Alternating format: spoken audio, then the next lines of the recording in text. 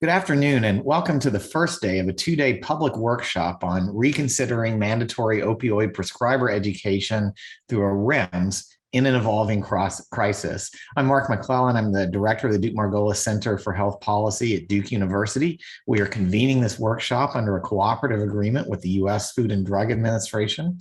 And as you all know, this meeting is coming at a critical time. Over the past decade, we've seen opioid prescriptions decline steadily, yet we're seeing an increase in opioid overdoses and opioid-involved deaths right now, driven largely by increases in deaths related to illicitly manufactured fentanyl. Drug-related overdoses rose to their highest levels ever this past year during the pandemic. We know that prescription opioids continue to play a role in the current opioid and substance use epidemic, with prescription opioids involved in more than 16,000 fatal overdoses in 2020. But given the evolving nature of the opioid and substance use epidemic, this workshop provides a timely opportunity to take stock of the current landscape of prescriber education requirements at the federal, state, and health system level, to assess how prescriber education might better support healthcare providers in improving the safe prescribing of opioids, managing pain, and expanding access to medications for opioid use disorder and other evidence-based treatment approaches. Many interventions have been put into place to promote safe prescribing and use of opioids, which include prescribing guidelines, other interventions designed to reduce prescribing associated with increased risk of overdose.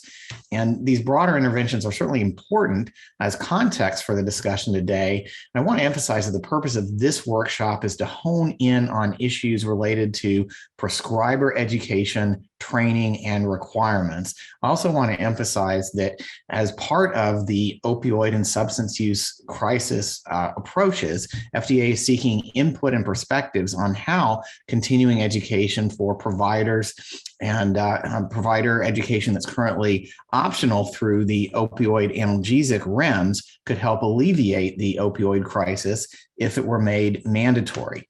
Today and tomorrow, we'll be hearing from a range of stakeholder perspectives, including speakers from several federal agencies, representatives from state medical boards, health systems, provider organizations, patient advocacy groups, primary care providers, educators, and accreditors, a wide range of perspectives as we explore how prescriber education can play as effective role as possible in mitigating the evolving opioid and substance use crises. And this is part of a broader effort at FDA to address a range of topics related to the opioid epidemic, also a very high level of concern for some high level of activity at the Duke-Margolis Center for Health Policy. So more to come on this topic above and beyond the issues that we're going to be, the important issues that we're going to be focusing on today. So in the next slide, I think we can talk about the agenda for today. We're going to start with opening remarks from FDA's Director of the Center for Drug Evaluation and Research, Dr. Patrizia Cavazzoni. We'll then hear a presentation from the National Institute on Drug Abuse regarding the current landscape of the opioid and addiction crisis. Then FDA will be providing two more presentations on selected FDA actions in response to the opioid crisis and prescription opioid utilization patterns in the United States. With all this context in mind, we're going to move then to two panel discussions. The first is going to provide an overview of the wide range of currently existing prescriber education efforts at the federal, state, and health system levels, and have some discussion around how these concurrent efforts fit together and how they might fit together better or fill existing gaps. With today's final panel, after that one, we're going to turn to the potential role of prescriber education as one important policy level for addressing the current opioid crisis. So that's an overview for the day. Next slide. We're going to continue tomorrow, where we'll have two more panel discussions as we continue to focus on how prescriber education, particularly prescriber education through REMS, can best be utilized to improve the quality of care for patients, especially those prescribed opioids. The first panel is going to consider the future role of federally mandated prescriber education, including potential challenges associated with the mandatory REMS education options or policy possibilities, as well as the potential benefits of such a requirement. And then we're going to conclude the event with a panel on next steps, where we'll try to bring together the lessons learned, the ideas brought out over these 2 days, and discuss the implications that they may have for opioid analgesic REMS. So on the next slide, just a reminder that the Margolis Center for Health Policy is part of Duke University. As such, we honor the tradition of academic independence on behalf of faculty and scholars. Neither Duke nor the Margolis Center take partisan positions, but our members and all those we work with are, of course, free to speak their minds and express their opinions on important issues. And I also want to emphasize that for the discussions that we're going to have today and tomorrow, they're supported by a cooperative agreement with the FDA, but this is not a federal advisory committee. There won't be any votes, there won't be any recommendations, there won't be any formal consensus process. We want to get the good ideas out and hopefully use that as a foundation for moving more effective steps forward in addressing the opioid crisis, particularly around provider education. Now, just one more slide with some reminders before we get going. We'd encourage all of you to contribute to the meeting. We have a Q&A function set up on the Zoom today, and FDA want to hear your feedback and your questions. We hopefully can use those to contribute to the discussions today and enrich them. So please don't hesitate to submit any questions or comments. Time permitting, we'll try to address some of these directly in our panel discussions, and our presenters and panelists will also have the opportunity to respond to you via the Q&A function. So please use that to enrich the discussion that we're having today and tomorrow. We are asking our panelists and speakers to turn off their cameras when they're not in their when they're not speaking, not in their sessions. Keep the cameras and microphones off, but turn on during your sessions so that we can focus the discussion on the people who are actually involved in the presentation. And last, for those who are using slides, or presenters who are using slides, please just give us a verbal prompt, next slide or whatever, as one of our colleagues at Duke Margolis, Ethan Chupp, will be advancing the presentation slides for you.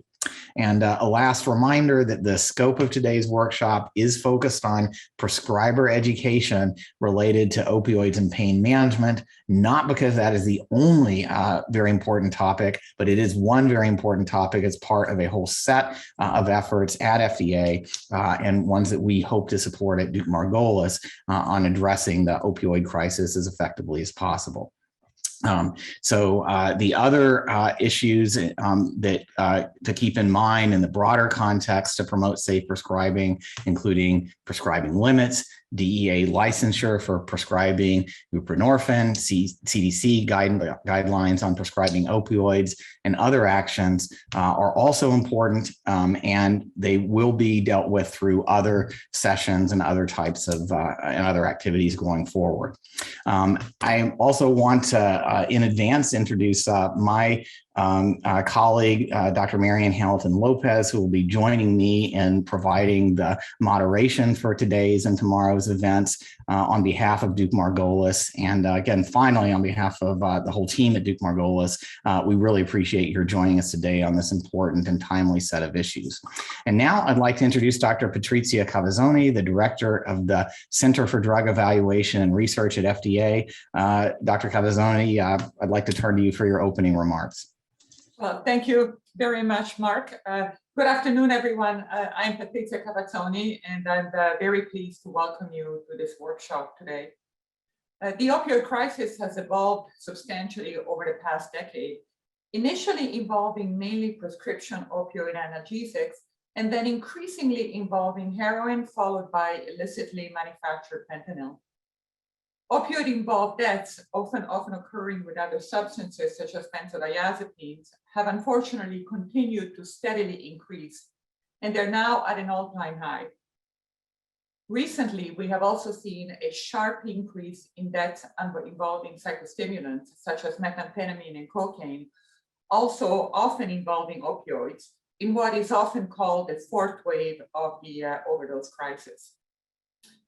The number of dispensed prescription opioid analgesics across the US has decreased by over 40% since peaking in 2012. although studies suggest that patients are often prescribed more opioid analgesics than they actually use, for example, after surgical procedures. There are also concerns about continued opioid analgesic prescribing to vulnerable populations such as children and adolescents.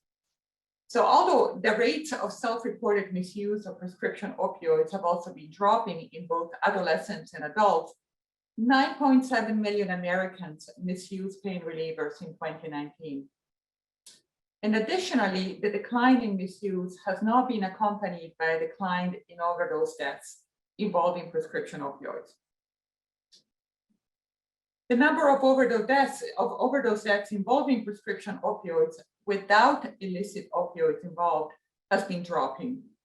However, in 2020, the total number of fatal overdoses involving prescription opioids, both with and without illicit opioids, was more than 16,000 higher than the number seen at the peak of the opioid analgesic dispensing in 2012. So this continued presence of prescription opioids in overdose deaths is very concerning. Furthermore, we know that for some individuals, non-medical use of prescription opioids analgesic can serve as a gateway to problematic use of other substances, including heroin, illicit fentanyl, and other substances. Some will turn to these illicit substances when they're more readily available or cheaper to obtain than prescription opioids. Drug use trajectories vary and are rarely straightforward, but we clearly need to consider the broader impact of any interventions targeting prescription opioids within the complex and dynamic environment of polysubstance use, addiction, and overdose. FDA has taken numerous actions over the past decades aimed at mitigating this crisis, and you will hear about some of these from our speakers today. We will continue to use our regulatory authorities as appropriate to continue doing our part in battling this crisis, which is why we're here today. The subject of mandatory education for opioid analgesic prescribers under the REMS is not a new one. FDA has long supported education of all prescribers of opioid analgesics. We have required opioid analgesic manufacturers to make continuing education programs available to healthcare providers, including on pain management best practices, safe use of opioid analgesics, and the fundamental of opioid use disorder. However, to date, these education programs have been voluntary for prescribers due to considerations about the potential burden to the healthcare system and resulting impact this requirement may have among patients who need opioids for pain control. However, given the increasing magnitude and complexity of the opioid crisis, it is time to reconsider whether such requirement might have a meaningful positive impact with an acceptable level of burden. Therefore, we and our colleagues at Duke Margolis have invited experts who represent a variety of stakeholder groups to provide input on aspects of the current opioid crisis that could be mitigated in a measurable way by requiring mandatory prescriber education as part of a REMS. We also want to hear about the challenges and potential downsides of such a program and any suggestions for alternate approaches to achieve the goal of universal prescriber education. Today's discussion is just a start. In addition to what we hear from our expert panelists today and tomorrow, we have also opened the docket so that any individual or organization can let us know their thoughts on these topics. We also recognize that we cannot cover everything in this complex topic in 2 afternoons. So we have decided to focus this first meeting on addressing a foundational issue. We seek input on aspects of the current crisis that could be mitigated in a measurable way by mandatory prescriber education as part of a REMS. But we also want to hear our stakeholders' thoughts about the content that such an educational program might include, as well as the logistics that would be needed to implement such a program. This includes consideration of the advances in healthcare information technologies, such as e-prescribing, to ensure that what might be implemented has an acceptable level of burden to the healthcare system. Therefore, we will be planning additional public meetings to have focused discussions on these topics in early 2020. I would like to close by thanking our guest speakers and panelists for sharing their time and expertise with us over the next 2 days. I'd also like to thank Mark McClellan and the staff at Duke Margolis Center for Health Policy for organizing this meeting. And last but not least, the FDA staff who closely collaborated with them. Thank you and have a good workshop.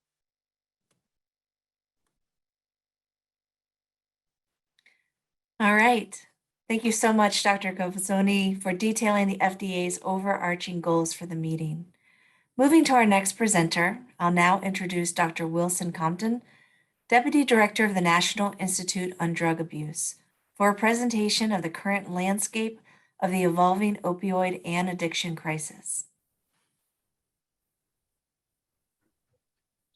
It's my pleasure to join you this afternoon, and let me start my video as well. Actually, I'll need some help from you all to start my video. It won't let me do it. It's my pleasure to join you this afternoon on behalf of the National Institute on Drug Abuse.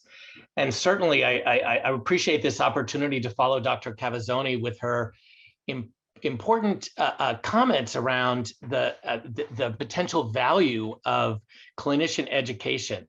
I would point out that as we understand the current landscape of the opioid and the overall overdose epidemic in our country, there may be opportunities for fine-tuning education and educational efforts so that they can meet the full of this overdose crisis and not just address one particular component.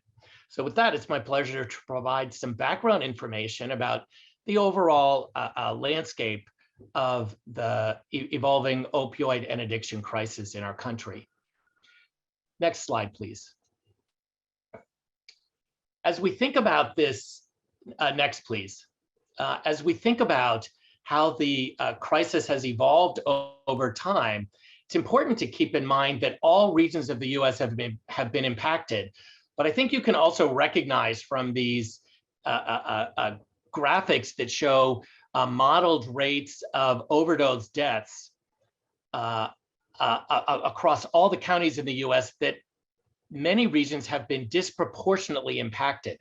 So as we think about interventions, even on a national level, we need to pay attention to how they are have results in certain local areas that have been exceedingly hard hit by the overdose epidemic. Next. The numbers are quite staggering. If we look at the deaths in 2019, there were some 70,000. Next. But these numbers have continued to increase with now something like over 90,000. And indeed, the most current data suggested that we are approaching 100,000 deaths in 2021 from overdoses. Next. As we think about the evolution of how this has shifted over time, Dr. Cavazzoni pointed out that prescriptions have dropped off since their peak in 2011. And indeed, we saw a very strong relationship between the increasing level of prescribing and the increasing prescription deaths in the early 2000s, when this crisis was primarily related to overdose deaths related to the prescription type opioids. What we have seen, though, is a shift in this overdose epidemic, first to include heroin, as we saw a transition from a predominantly prescription opioid to a heroin crisis. But then in the last now 5 to 6 years, we've seen the synthetic opioids other than methadone. And these are primarily illicitly produced fentanyl that, because of its potency, can be smuggled readily, and also because of its extraordinary potency, very small quantities can cause fatal respiratory depression and are related to the marked increases in deaths that we've seen. Next, please. I've highlighted for you already, just mentioning the environmental availability of prescription opioids as driving the first part of this crisis.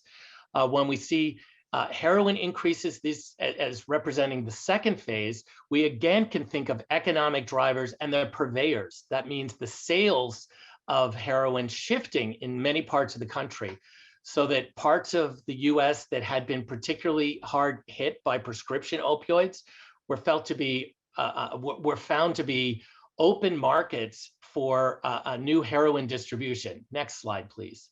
But it wasn't just heroin. The inexpensive nature of fentanyl precursors and fentanyl itself, the ability to smuggle it readily and release it into the illicit marketplace have meant that fentanyl is now replacing heroin in so many parts of the country. And again, it's the economic and market forces that have driven a great deal of this. Next, this has come to very recent attention in an area related to prescription medications, in that the DEA issued a warning just 2 weeks ago now about increases in counterfeit prescription medications that actually may include fentanyl and potentially lethal dosages of fentanyl instead of the products that people expect to be getting. So this is certainly a concern for those that are obtaining prescription medications outside of legitimate medical and healthcare settings. Next slide, please. Now, I've highlighted for you the overdose deaths, but I think it's important to be reminded that there are many other ways that opioids and the overdose crisis have impacted our country. I just highlight for you a couple of them here. One related to neonatal exposure to opioids, with both increasing admissions to hospitals for neonatal abstinence syndrome over the last decade, as well as increases in foster care placements related to misuse and abuse of opioids by in so many families with their children impacted. We also see infectious diseases rising in terms of hepatitis C over the last decade, and indeed outbreaks of HIV related particularly to injection drug using groups. And in the case of the outbreak in Indiana, an oxymorphone injection social network was responsible for that outbreak. Next slide, please.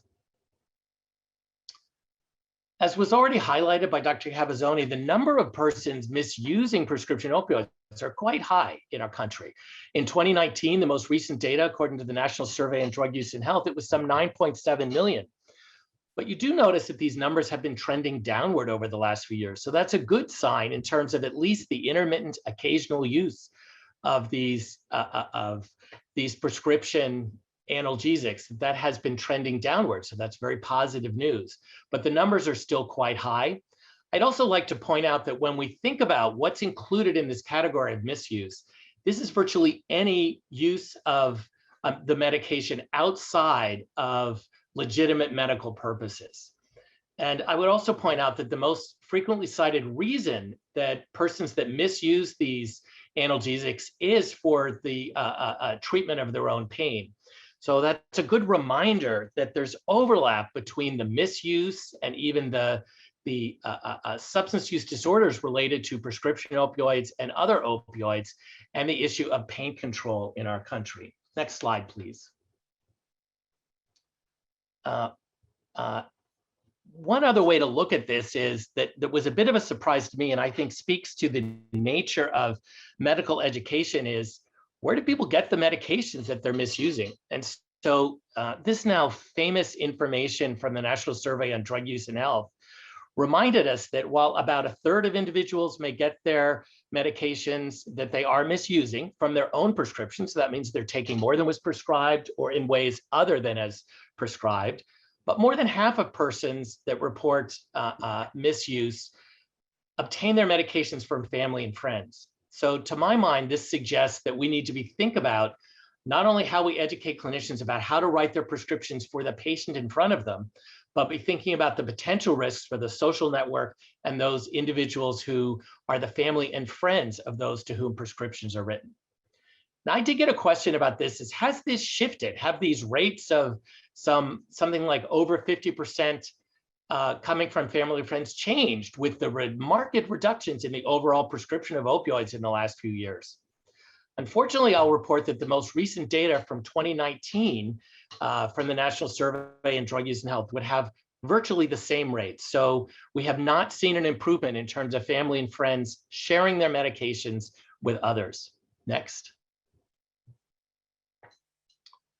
Now, does this exposure matter? I highlight for you how adolescent exposure may be particularly concerning. And I'm going to highlight for you just very briefly 3 studies. These are all longitudinal evaluations and observational non-experimental studies, but they're quite large. 2 of them are built on the Monitoring the Future study of high school students. The first one looked at adolescent exposure to prescription opioids and documented that both legitimate opioid use, so that would be a prescription for analgesics, as well as misuse, where that legitimate opioid use was associated with future opioid misuse over about a 4 to 5 year follow-up period of time. In a much longer term follow-up, it was particularly non-medical prescription opioid use that was associated with the transition to heroin. But this could be including both non-medical earlier as well as medical during late adolescence or early adult life associated with the transition to heroin. Next slide, please. Looking at non-medical use during teen years, another study have shown that those that either currently or have a history of non-medical prescription opioid use are more likely to transition to heroin over their high school years. So I think this reminds us of the complex relationship of both medical use and non-medical use among youth and the transition to the most concerning patterns of substance use over time. Next slide, please.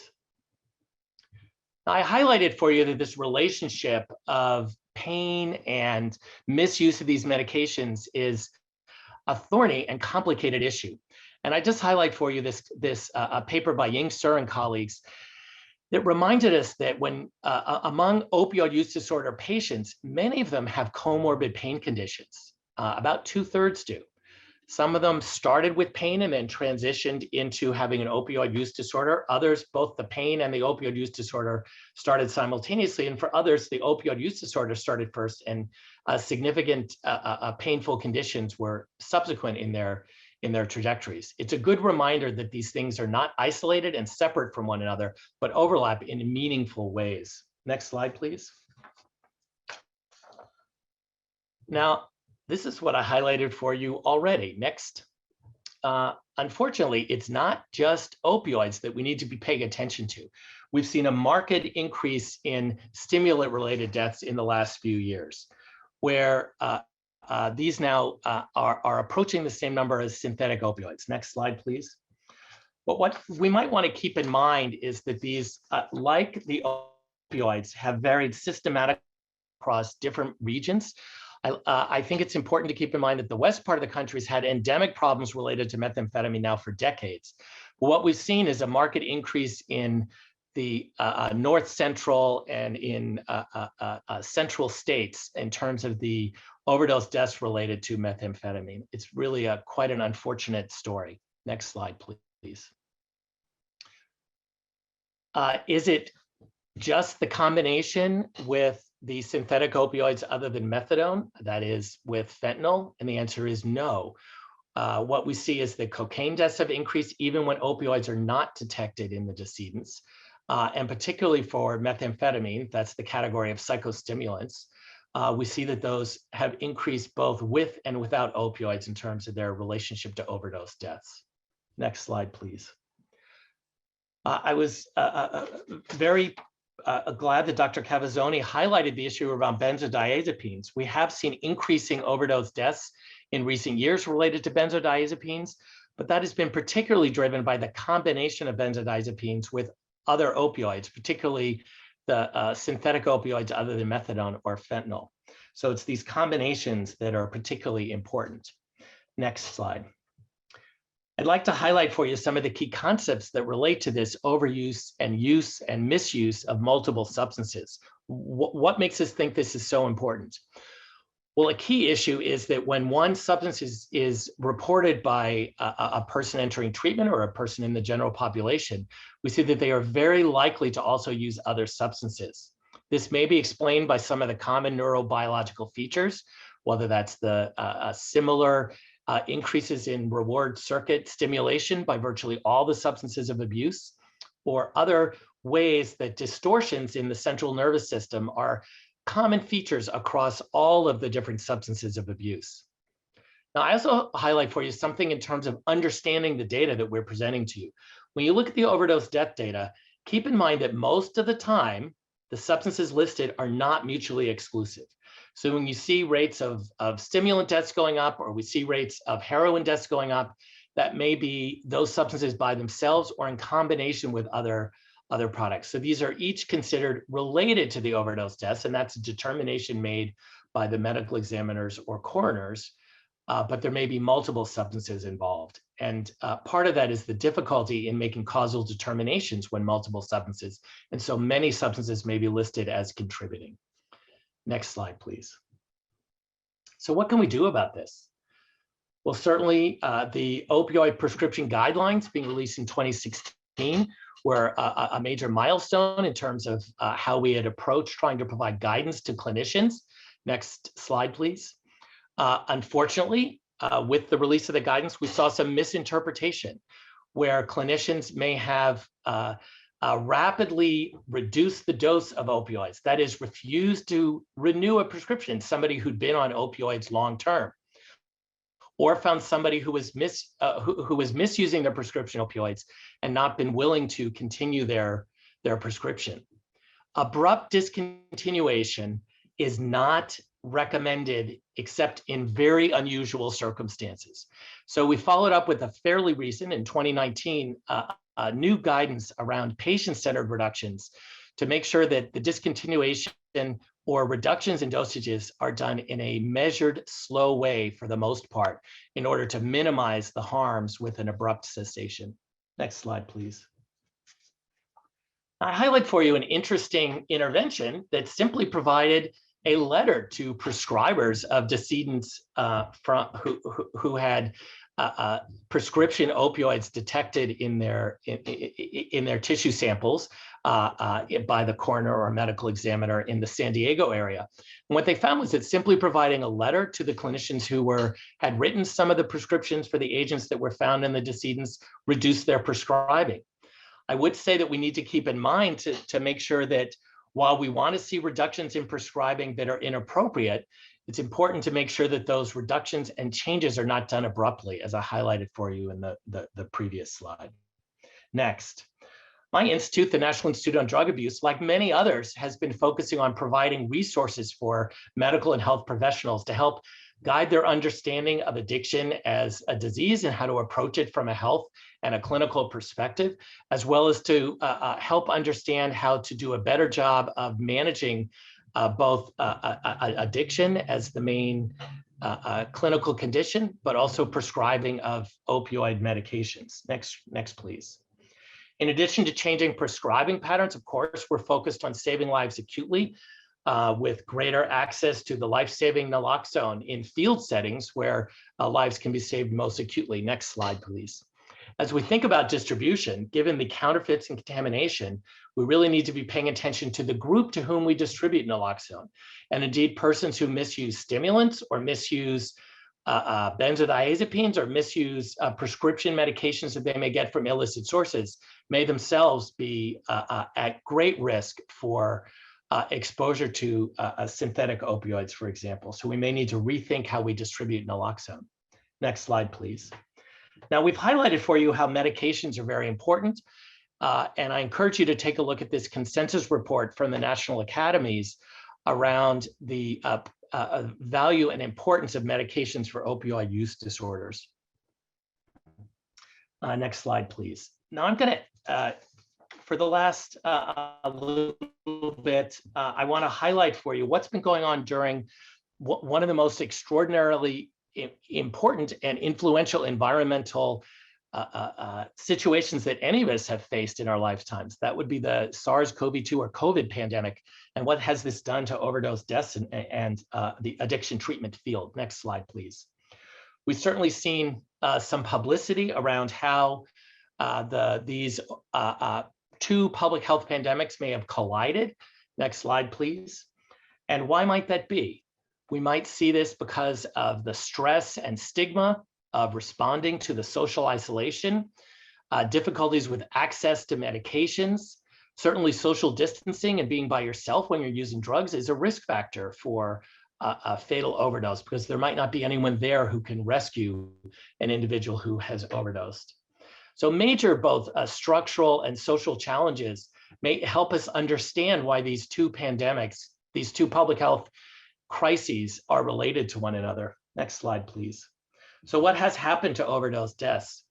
We'll talk about that in a moment, but first I want to highlight for you that in addition to the structural and social challenges, we've seen services change during the pandemic, increased use of telemedicine, some real changes to methadone dispensing, where greater access to take-home dosages have been allowed by opioid treatment programs since March of 2020. One of our questions from a research perspective and a policy question concern is, should these changes be continued long-term? Are there potential benefits from some of these pandemic-inspired changes to the service delivery system? That's a major issue that a number of us are trying to explore right now, so we can help guide decisions around whether these policies should be time-limited or should be long-term. Next slide, please. So what has happened to overdose deaths during the pandemic? The CDC released a health alert network advisory in December of last year, highlighting that at least in the first few months of the pandemic, we saw a marked increase in overdose deaths, particularly that related to synthetic opioids other than methadone in the west part of the country. So highlighted for you are where we see marked increases in fentanyl-related deaths, particularly for the whole southwest and west parts of the country, and many parts of the mid part of the country as well. Next slide, please. One way to look at this is to track the overall rate of overdose deaths over the last couple of years. We saw a recent peak in 2017, followed by a modest decline for about the next, please hit next 2 or 3 more times, Ethan, thank you. What we've seen is that a low point in February 2019, followed by an increase through March of 2020. But what we've seen since March of 2020 during the pandemic has been an acceleration of this overdose crisis. And while we cannot confirm that that is fully explained by a response to the pandemic, there's certainly many reasons why they may be overlapping. Some combination of the pandemic and social distancing and social and structural challenges, as well as changes in fentanyl distribution during this time, appear to be the main culprits. Next, please. So which substances have been changing during this time?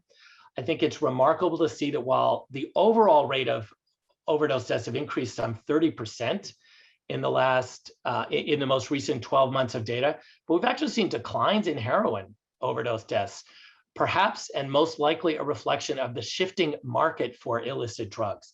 Because while heroin deaths have been declining, the substance that mostly takes its place, illicit fentanyl, have skyrocketed and increased by more than 50% during this time.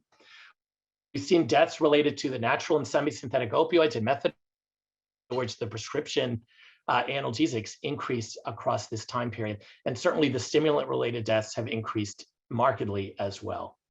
Next slide, please. What I want to end with in terms of the data is one other way to look at this, the COVID-19 crisis and the drug overdose crisis, is this comparison of death rates for these two public health emergencies for those in their prime years. So looking at individuals ages 15 to 54, so working age adults, we see that somewhat counter to public perception, the drug overdose deaths are about twice as frequent as COVID-related deaths during the COVID pandemic. So I think it's a good reminder that while we have understandably put so much attention on the public health emergency related to COVID-19, that there may be a need for and room for attention to the drug overdose crisis, and certainly how we design education around prescription analgesics, which takes into account the shifting nature of the addiction crisis and a focus on multiple substances as just some of the issues that need to be attended to, is a crucial undertaking. Next slide, please. What I've tried to highlight for you is how the landscape of substance use and consequences has shifted over time. And I highlighted the COVID pandemic as perhaps one of the most important major external environmental shifts that's impacted all aspects of our health and our lives, including the overdose crisis.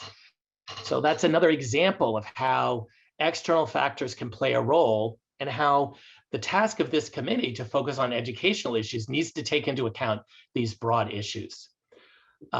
Certainly, the increases in prescription opioid overdose deaths is another reminder that we haven't solved this problem, and we need your help in coming up with better ways to educate clinicians so that they can be equipped with information that will allow them to help their patients and the broad overall community address this public health crisis related to overdose deaths. Thank you very much. I'd be happy to take any questions you might have or turn the microphone over to the next group, depending on what's your pleasure today. All right, well, thank you so much, Wilson, for providing the context of the current opioid and substance abuse crisis. We do encourage everyone in the audience to submit questions via the Q&A function that Dr. Compton can respond to via text. And with that, all right, with that, we will move on. I'd like to next introduce Dr. Doris Oth, Director of FDA's Division of Risk Management, presenting selected FDA actions in response to the opioid crisis.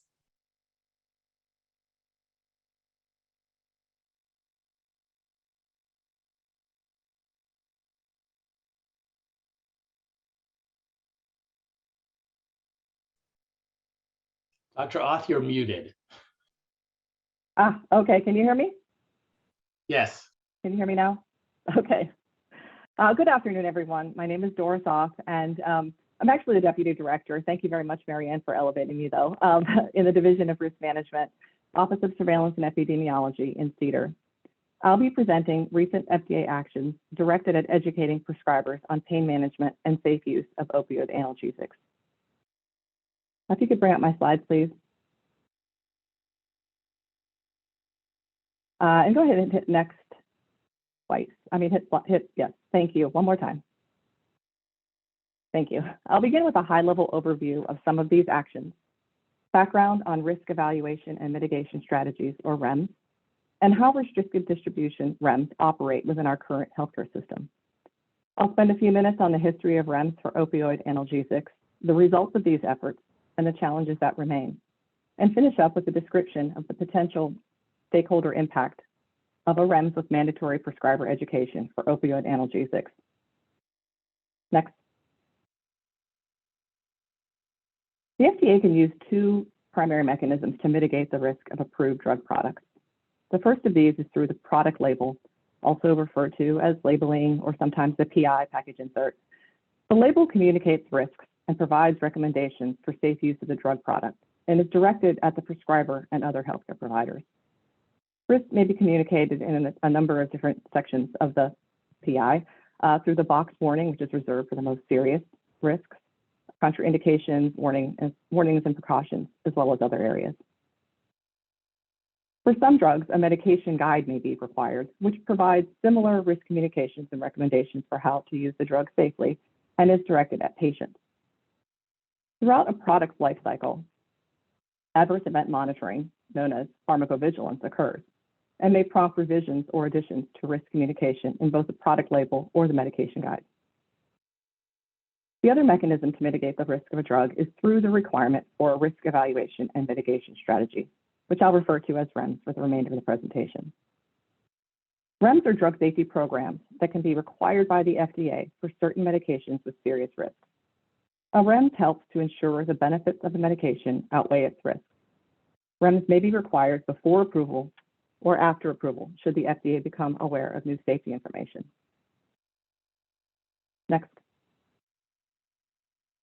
With respect to the opioid analgesics, the FDA has required both labeling revisions and REMS to mitigate these risks. The timeline on the next slide is not a comprehensive outline of all of these actions. Next. In fact, the risk management of opioids goes back to the early 2000s, when the FDA began to receive reports of significant problems with prescription opioid abuse, particularly with OxyContin. In the interest of time, I'm going to focus on some key actions The full timeline can be found at the link in this slide.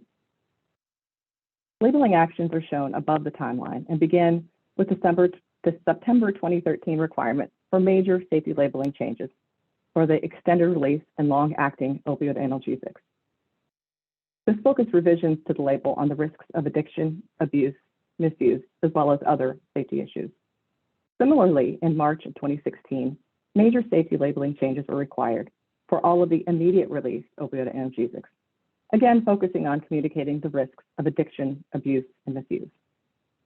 In August 2016, class-wide safety labeling changes for all opioid analgesics were required to address the serious risks of combined use of benzos and other central nervous system depressants, including alcohol, with opioids. In January 2018, another safety labeling change required for prescription cough and cold medicines containing hydrocodone or codeine to limit use to those ages 18 and over. Another safety labeling change was announced in April of 2019 to provide information and recommendations on gradual, individualized tapering of opioid pain medications. And the last safety labeling change I'd like to mention occurred last year in July of 2020 and affected labels for all opioids used in outpatient settings to include information regarding naloxone and to encourage healthcare providers to discuss naloxone availability and assess whether their patients receiving opioids should also receive naloxone. Below the timeline, we have the 2012 approval of the extended release and long-acting opioid analgesic REMS, or the ERLA REMS, and the 2018 approval of the opioid analgesic REMS, or OA REMS, which replaced the ERLA REMS. Next. Before further describing the specific opioid REMS, I have some additional general background information on REMS I'd like to share. Next. In order to determine whether a REMS is necessary, the FDA must consider several factors. First, the seriousness of the known or potential adverse event related to the drug and the incidence of these events in the population likely to use the drug. Also, the expected benefit of the drug with respect to the disease or condition, the seriousness of the disease that the drug is used to treat, whether the drug is a new molecular entity, the expected or actual duration of treatment with the drug, and lastly, the estimated size of the population likely to use the drug. Next. There are a number of tools that may be included in a REMS. First, a medication guide. Although I mentioned a minute ago that a medication guide is part of labeling, it can also be required as a component of a REMS. A communication plan, which aims to communicate the risks to prescribers and other healthcare providers and professional organizations. A REMS may also include a requirement that certain packaging and safe disposal be used for drugs that pose risk of abuse or overdose. Elements to assure safe use, or ETASU, place specific restrictions on prescribing, administering, dispensing, and monitoring of drugs, and may also include enrollment of patients into registries. Certain REMS with elements to assure safe use may also require implementation systems, which outline how the pharmaceutical company will ensure that the requirements are being followed. And finally, all REMS must include a timetable for submission of REMS assessments. Next. Additional points to be aware of, go back, sorry. There you go. Additional points to note regarding REMS include that REMS are designed, developed, and implemented by drug manufacturers. The FDA reviews and provides input on the REMS proposals and approves the REMS. The assessments that are required on a periodic basis are conducted by the drug manufacturers and submitted to the FDA for review. The FDA makes a determination regarding whether the REMS is meeting its goals, and if not, whether modifications are required. REMS can be designed for a single drug or a class of drugs, and may also include the innovator product along with one or more generics in the shared system REMS. Finally, REMS with elements to assure safe use should be designed so that they are not unduly burdensome on patient access and minimize the burden on the healthcare system. Despite this, however, REMS can add burden to the healthcare system and may unintentionally create barriers to patient access to the drugs. It should be noted that when a REMS requires prescriber education in order to prescribe a drug, a restricted distribution system must be in place to ensure that prescriptions are only dispensed when the prescriber's education status can be verified by the pharmacy. Next. This next slide depicts how a REMS with prescriber education operates in our current healthcare system. As I mentioned a minute ago, the programs are implemented by the drug manufacturers, which must develop and maintain a database of all the enrolled stakeholders, referred to on this slide as the sponsors database. Next. Individual pharmacies enroll in the REMS, and drug distributors agree to ship the drug only to these pharmacies. Next. Prescribers take the training or education, which is typically a one-time requirement, and also enroll in the REMS. Next. Once this has occurred, each time a prescription is written for the REMS drug, the pharmacy queries this database to ensure the prescriber is enrolled and to obtain an authorization to dispense. Next. The pharmacy, therefore, is a gatekeeper. Currently, there is no mechanism for the pharmacy to obtain authorization within their pharmacy management system. Instead, the pharmacist must access the REMS database separately from the system used to obtain insurance verification and to fill the prescription. Again, this is the current state, and there may be future opportunities to embed this REMS authorization into the normal pharmacy workflow. Next. The next few slides describe the IRLA REMS. Next. Prior to the approval of the IRLA REMS, the FDA sought stakeholder input on a potential REMS for opioids and considered whether mandatory prescriber education, enrollment of patients, and patient prescriber agreements should be required in an opioid REMS. Ultimately, the FDA determined that the REMS would be limited to prescriber education to limit the burden to the healthcare system. Prescriber education was felt to be the cornerstone to guide proper patient selection for opioids and to convey the need for patient counseling on safe use, and also to inform prescribers on how to recognize the potential for addiction, dependence, and tolerance. It was also determined that the REMS would focus education on prescribers of extended release and long-acting opioids, as these products were felt to be riskier due to the higher concentration of opioids per dosage form. For example, when the extended release features of some of these formulations are manipulated, either deliberately or inadvertently, high doses of opioids could be delivered in an immediate manner and might result in overdose.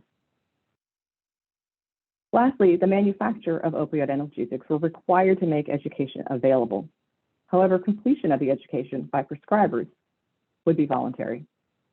Again, this was in an effort to limit undue burden on the healthcare system and to avoid any negative impact on patient access for those with legitimate pain control needs. By not requiring the education, however, there was not a core set of knowledge that all prescribers of IRLA opioids would receive. Next. The goal of the IRLA REMS was to reduce serious adverse outcomes from inappropriate prescribing, misuse, and abuse of extended release or long-acting opioid analgesics, while maintaining patient access to pain medications. The outcomes of concern include addiction, unintentional overdose, and death. Next. The IRLA REMS was approved on July 9th, 2012. The manufacturers of the IRLA opioids fulfill the requirement to provide education by providing grants to accredited independent continuing medical education, or CME providers, to develop educational activities based on the blueprint developed by the FDA. So the manufacturers had a small group that convened to review grant proposals and award the grants. They were not otherwise involved in the development or provision of the CE activities. Most programs were 2 to 3 hours in duration and use a variety of formats, including web-based, live, adaptive. And all participants had to pass a post-education knowledge assessment to receive CE credit and be counted as a completer. Specific training targets were outlined based on the REMS education reaching a percentage of active IRLA opioid prescribers. The REMS assessments focused on evaluating the knowledge of prescribers and patients. surveillance of adverse events of interest, and monitoring trends in drug utilization for both extended release and long-acting, as well as immediate release opioid analgesics. Next. The REMS was discussed at a joint advisory committee in 2016 to obtain feedback on whether the REMS was meeting goals, whether there were alternative methodologies for evaluating the REMS, whether the FDA blueprint should be revised or expanded, whether the REMS should be required for immediate release opioid analgesic manufacturers, and whether additional modifications should be made. Next. At the conclusion of this meeting, the committee had 4 primary recommendations for modifying the REMS, including expanding the REMS requirement to manufacturers of immediate release opioid analgesics, broadening the education to include pain management and risk benefits of different treatments, pharmacologic and non-pharmacologic, that the training should be expanded to the entire healthcare team, not only to prescribers, and that the training should be mandatory for prescribers, although most panelists preferred that this be implemented through DEA registration processes or state licensure and not under a REMS. In 2017, the FDA further explored the feasibility of mandatory education under a REMS at a public meeting, and similar recommendations were made that there should be some common curriculum that all prescribers would be required to complete, but that it would be best managed outside of a REMS. Next. The committee also has recommendations for evaluating the impact of the REMS, which included improving survey sampling to be more representative, that expectations for the desired drug utilization changes should be further clarified, as reducing the number of overall prescriptions for opioids alone may not be helpful unless a better understanding of the appropriateness of prescribing could be determined. The committee, however, had difficulty defining what constitutes appropriate prescribing. Another recommendation for evaluating the impact of the REMS was to link prescriber behavior, for example, opioid or other pharmacologic utilization data, and patient outcomes, for example, overdose, to individual prescribers who completed a REMS educational program in an effort to understand if and how education affects prescriber behavior and patient outcomes. It was suggested that this could be done either for individual prescribers comparing their behavior and outcomes before and after taking a REMS training, or by comparing prescriber behavior and patient outcomes of prescribers who took the REMS training to those who did not. We noted, however, that most CE providers do not collect the information on individual providers that would be necessary to conduct this type of an evaluation. Next. As a result of these recommendations, the REMS was modified in 2018 and renamed the OA REMS. This REMS includes all manufacturers of immediate release, extended release, and long-acting opioid analgesics intended for use in outpatient settings. Similar to the REMS, the primary component is education, targeted not only to prescribers in this case, but now to pharmacists, nurses, and other providers involved in the treatment and monitoring of patients with pain. The same mechanism for provision of education through grants from opioid manufacturers to CE providers based on an expanded FDA blueprint is being used. However, the grant proposals in this REMS are being reviewed and ranked on their merit by an independent review committee rather than the manufacturers. And the education also remains voluntary. Next. I'm not going to read this entire goal statement, but just point out that the goals are focused on effectively educating prescribers and other healthcare providers in hopes that education will lead to better care and management of patients and a reduction in the events of interest. The FDA revised and broadened the IRLA blueprint for the OA REMS to focus less on how to prescribe individual IRLA opioid products and to include topics such as the fundamental concepts of pain management, non-opioid and non-pharmacologic management of pain, how to counsel patients and caregivers about the use of naloxone, the fundamental elements of addiction medicine, and how to identify and manage patients with opioid use disorder. Next. Before I share what we've learned thus far from this REMS, I'm going to describe a bit the metrics that are outlined in the REMS assessment plan for the OA REMS. Next. There are 4 primary components to the assessment of the OA REMS. If we start at the bottom of the triangle, we have outreach and communication. Next. Which includes the number of letters that are required to be sent to prescribers, professional societies, and licensing boards. The next level up is the implementation and operations metrics. Next. Which includes information on the number of CE grants awarded by the manufacturers, as well as the number of CE completers for a particular time period. Knowledge metrics include next, patient surveys and focus groups, and a pre and post evaluation of learners and long-term evaluation. And lastly, the most difficult area to assess in this REMS, next, includes metrics on health outcomes through evaluation of the impact of REMS CE on prescriber behavior and patient outcomes. Studies to evaluate both the knowledge and the health outcomes categories in the OA REMS assessment are in various stages of development and implementation, with results for knowledge expected in 2022 and 2023.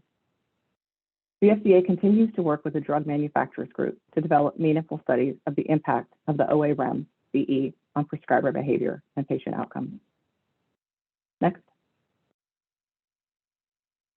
In addition to the metrics on the last slide, we have also received information that does not directly evaluate the REMS intervention, but does provide context as we consider the impact of the REMS.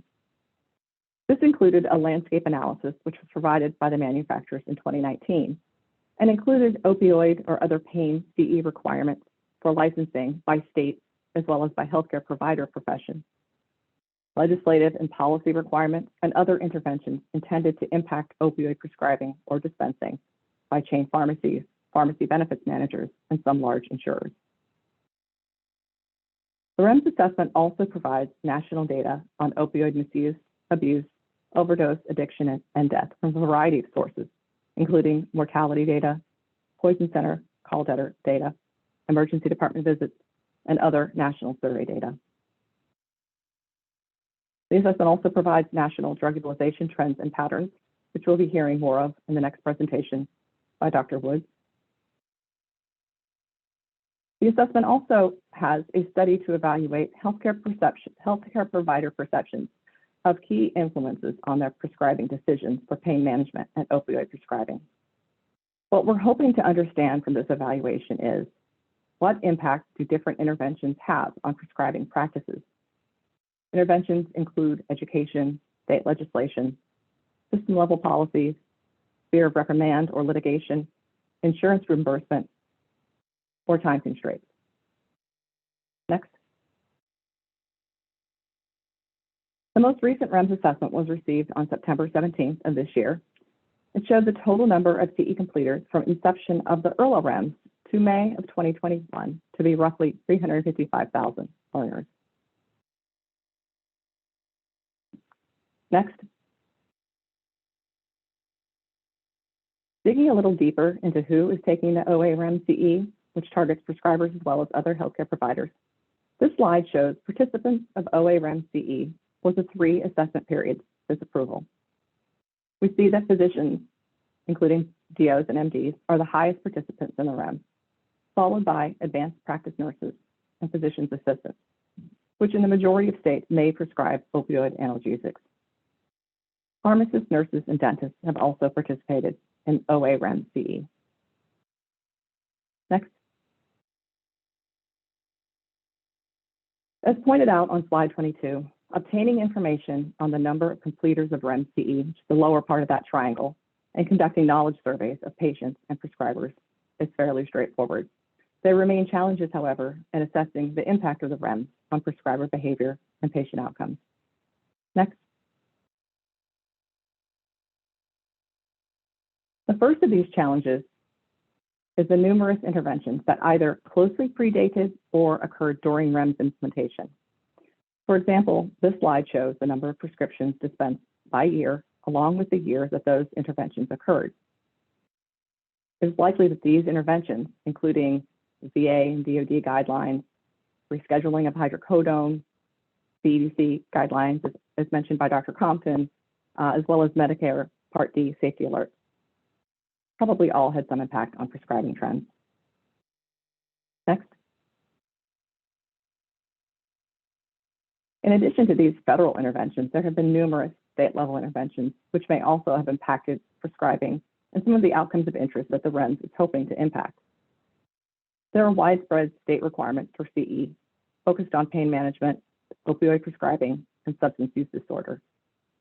And many states have implemented other requirements shown in the colored lines on this graph, along with the year they were implemented. These included requirements for both access to prescription drug monitoring programs, or PDMPs, and requirements for checking PDMPs before prescribing or dispensing. More widespread access to naloxone, limits on quantities of opioids dispensed, and expansion of Medicaid to provide mental health and substance use disorder services. Again, all of these interventions were occurring at the same time as the FDA REMS efforts. Next. In December 2020, FDA convened a public scientific workshop to discuss how to evaluate the impact of the OA REMS CE programs on prescriber behavior and patient outcomes. Next. In addition to the assessment challenges presented by the concurrent interventions on the previous two slides, additional challenges were discussed and include, next,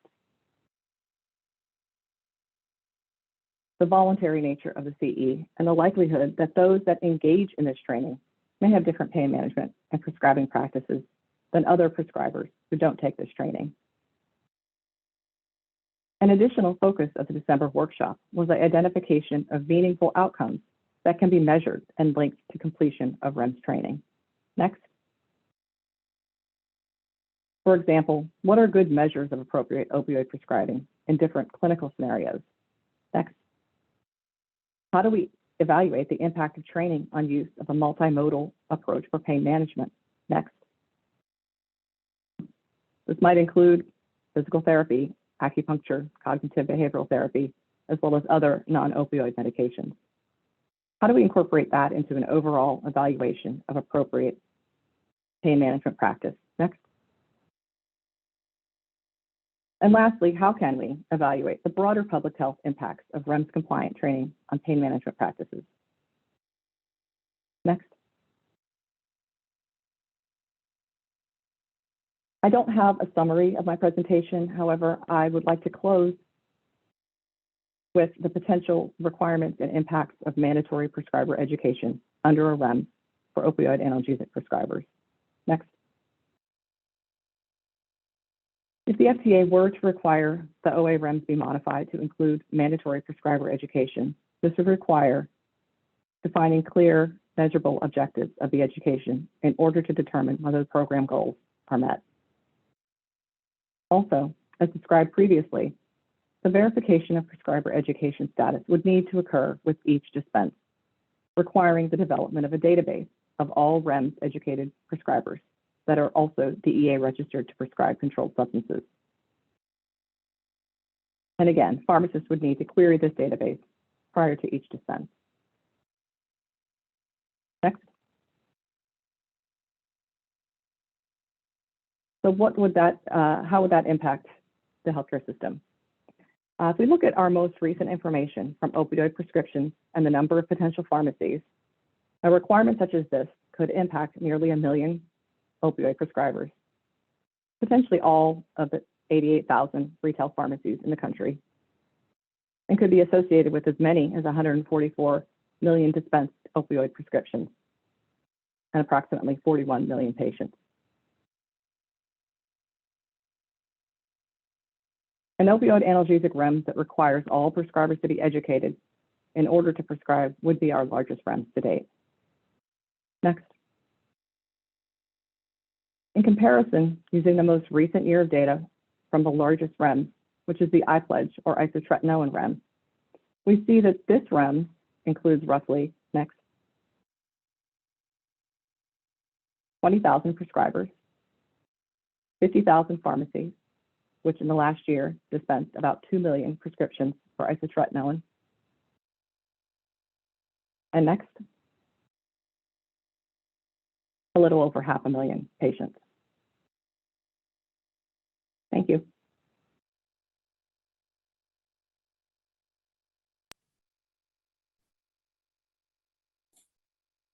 Thank you so much, Doris, for summarizing the FDA's initiation, modification, and continuing education of the OA REMS program. Before we begin the panel discussions, our final presentation will be from Dr. Corinne Woods, a team lead for drug utilization at FDA's Office of Surveillance and Epidemiology, who will be giving us an overview of prescription opioid utilization patterns. Thank you. Good afternoon. My name is Corinne Woods, and if you could pull up my slides.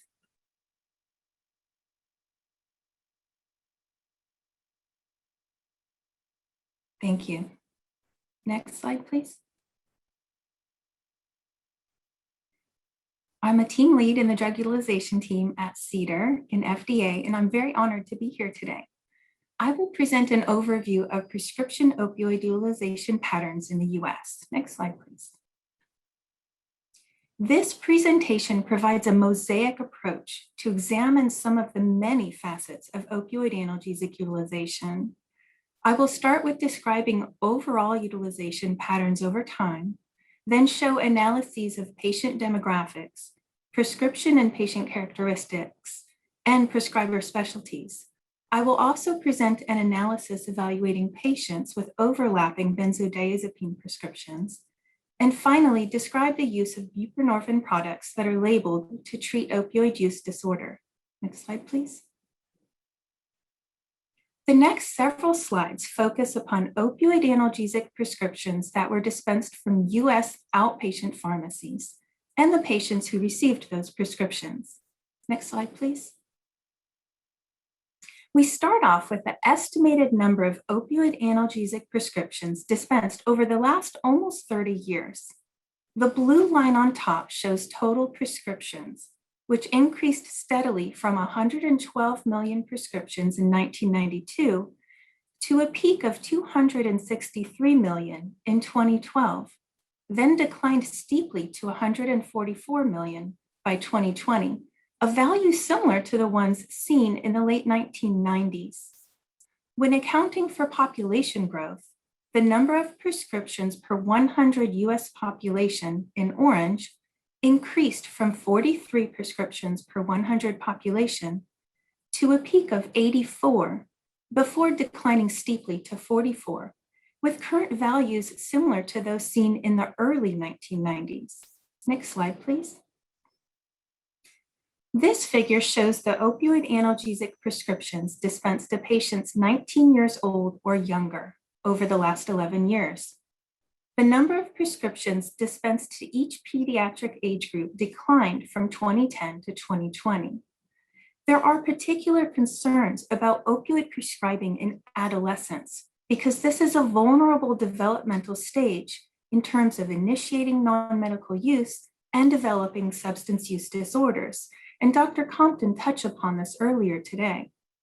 The top line in solid black shows that prescriptions dispensed to patients 15 to 19 years old declined almost 70% from approximately 5.5 million prescriptions in 2010 to 1.7 million prescriptions in 2020.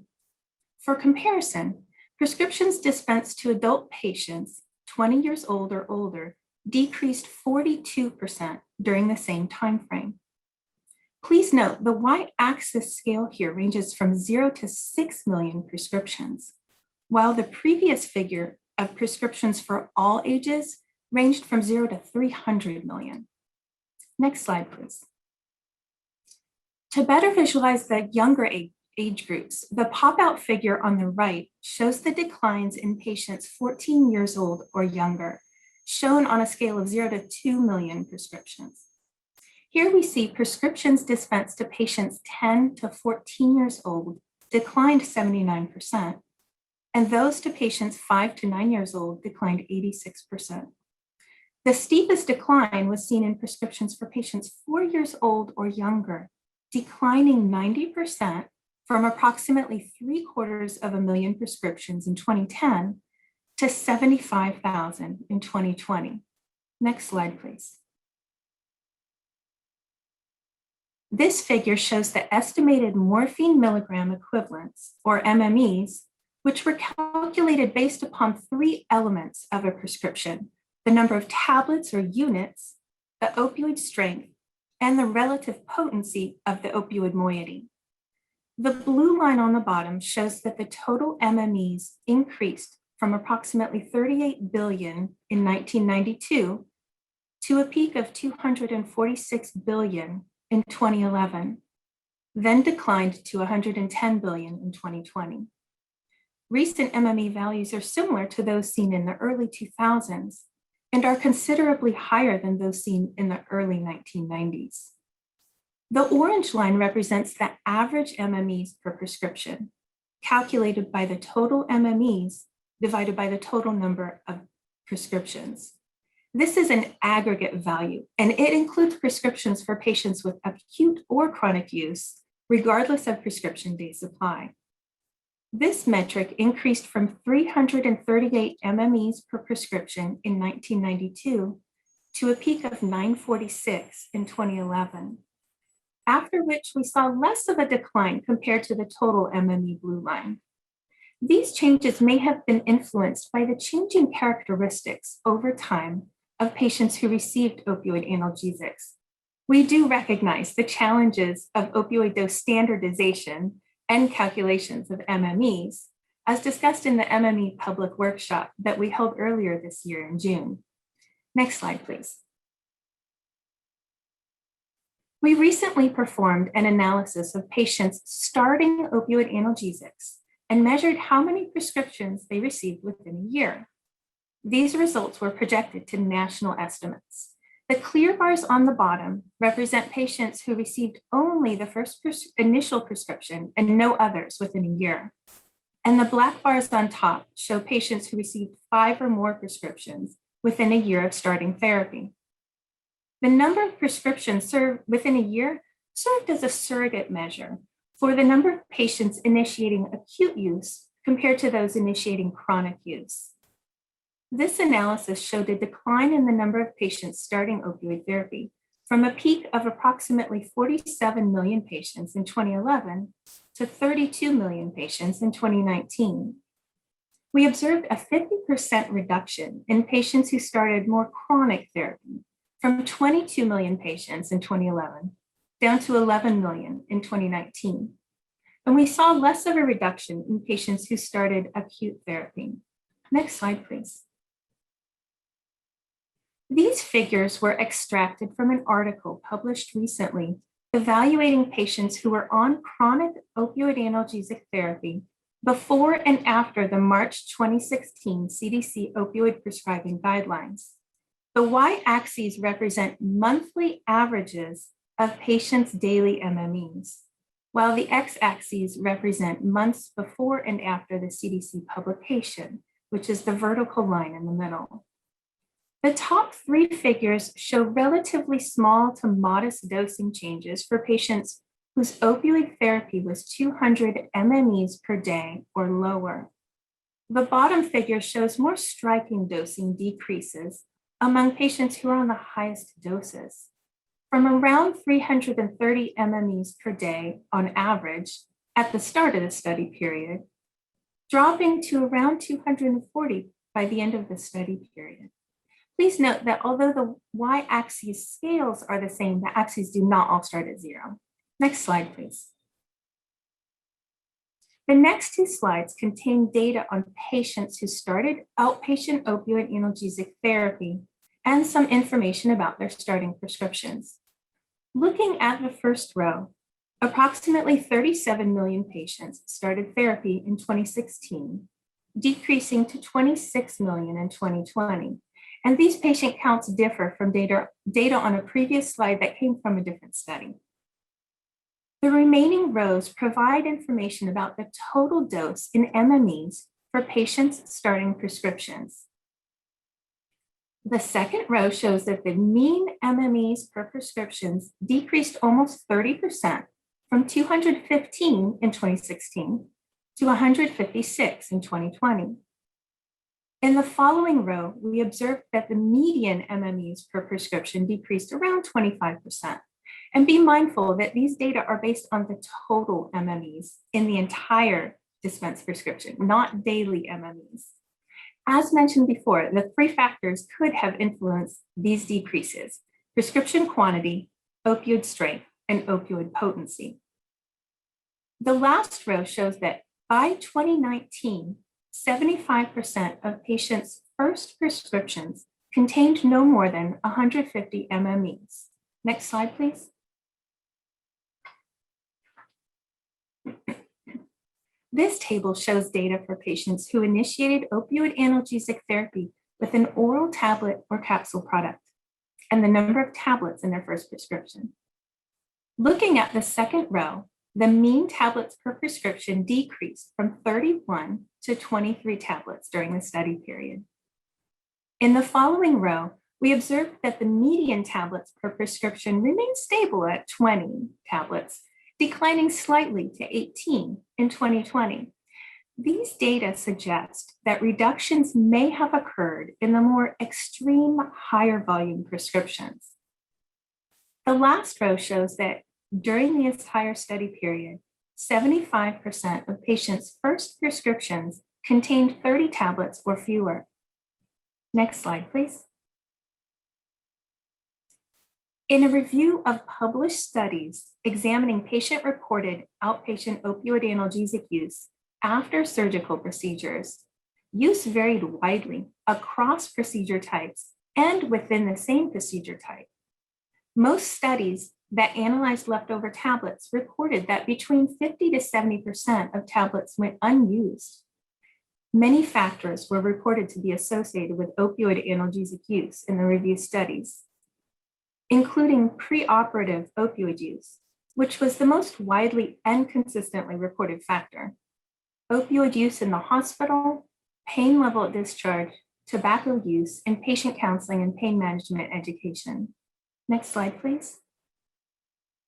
The next three slides describe some analyses on prescriber specialties associated with dispensed opioid analgesic prescriptions. Next slide. This figure shows the number of unique prescribers of opioid analgesics over time by their reported specialty or practitioner type. In 2020, just under 1 million prescribers wrote at least one opioid analgesic prescription, and the largest specialty group was primary care physicians. We observed that many dentists wrote prescriptions, although the number of unique dental providers writing for opioids has decreased over time. In the last 5 years, we saw an increase in the number of nurse practitioners and physician's assistants who prescribed an opioid analgesic. And I should note that while the prescriber group labeled other was relatively large, it actually included over 160 different specialties. Next slide, please. This table shows the number of patients who started opioid analgesic therapy in an outpatient setting and the specialty of who wrote the starting prescription. In 2020, again, we see primary care practitioners were the largest specialty group starting patients, followed by nurse practitioners, dentists, physician's assistants, and surgeons. These 5 specialties or provider types wrote the prescriptions for around 2/3 of all patients starting opioid analgesic therapy in 2020. And for this data source, dentists did include some oral surgeons who may have performed procedures such as third molar extractions. And a couple rows down, you can see there's veterinarians. So these particular patients were likely of the non-human sort. Next slide, please. These two figures show the top prescriber specialties for opioid analgesic prescriptions dispensed to pediatric patients. Both figures reveal that there were substantial decreases across the specialties in 2020, shown as the blue bars, compared to 2013 in red. The figure on the left shows prescriptions dispensed to patients 11 years old or younger. Otolaryngology specialists wrote the most prescriptions in both 2013 and 2020, followed by surgeons, pediatricians, general practitioners, and emergency medicine.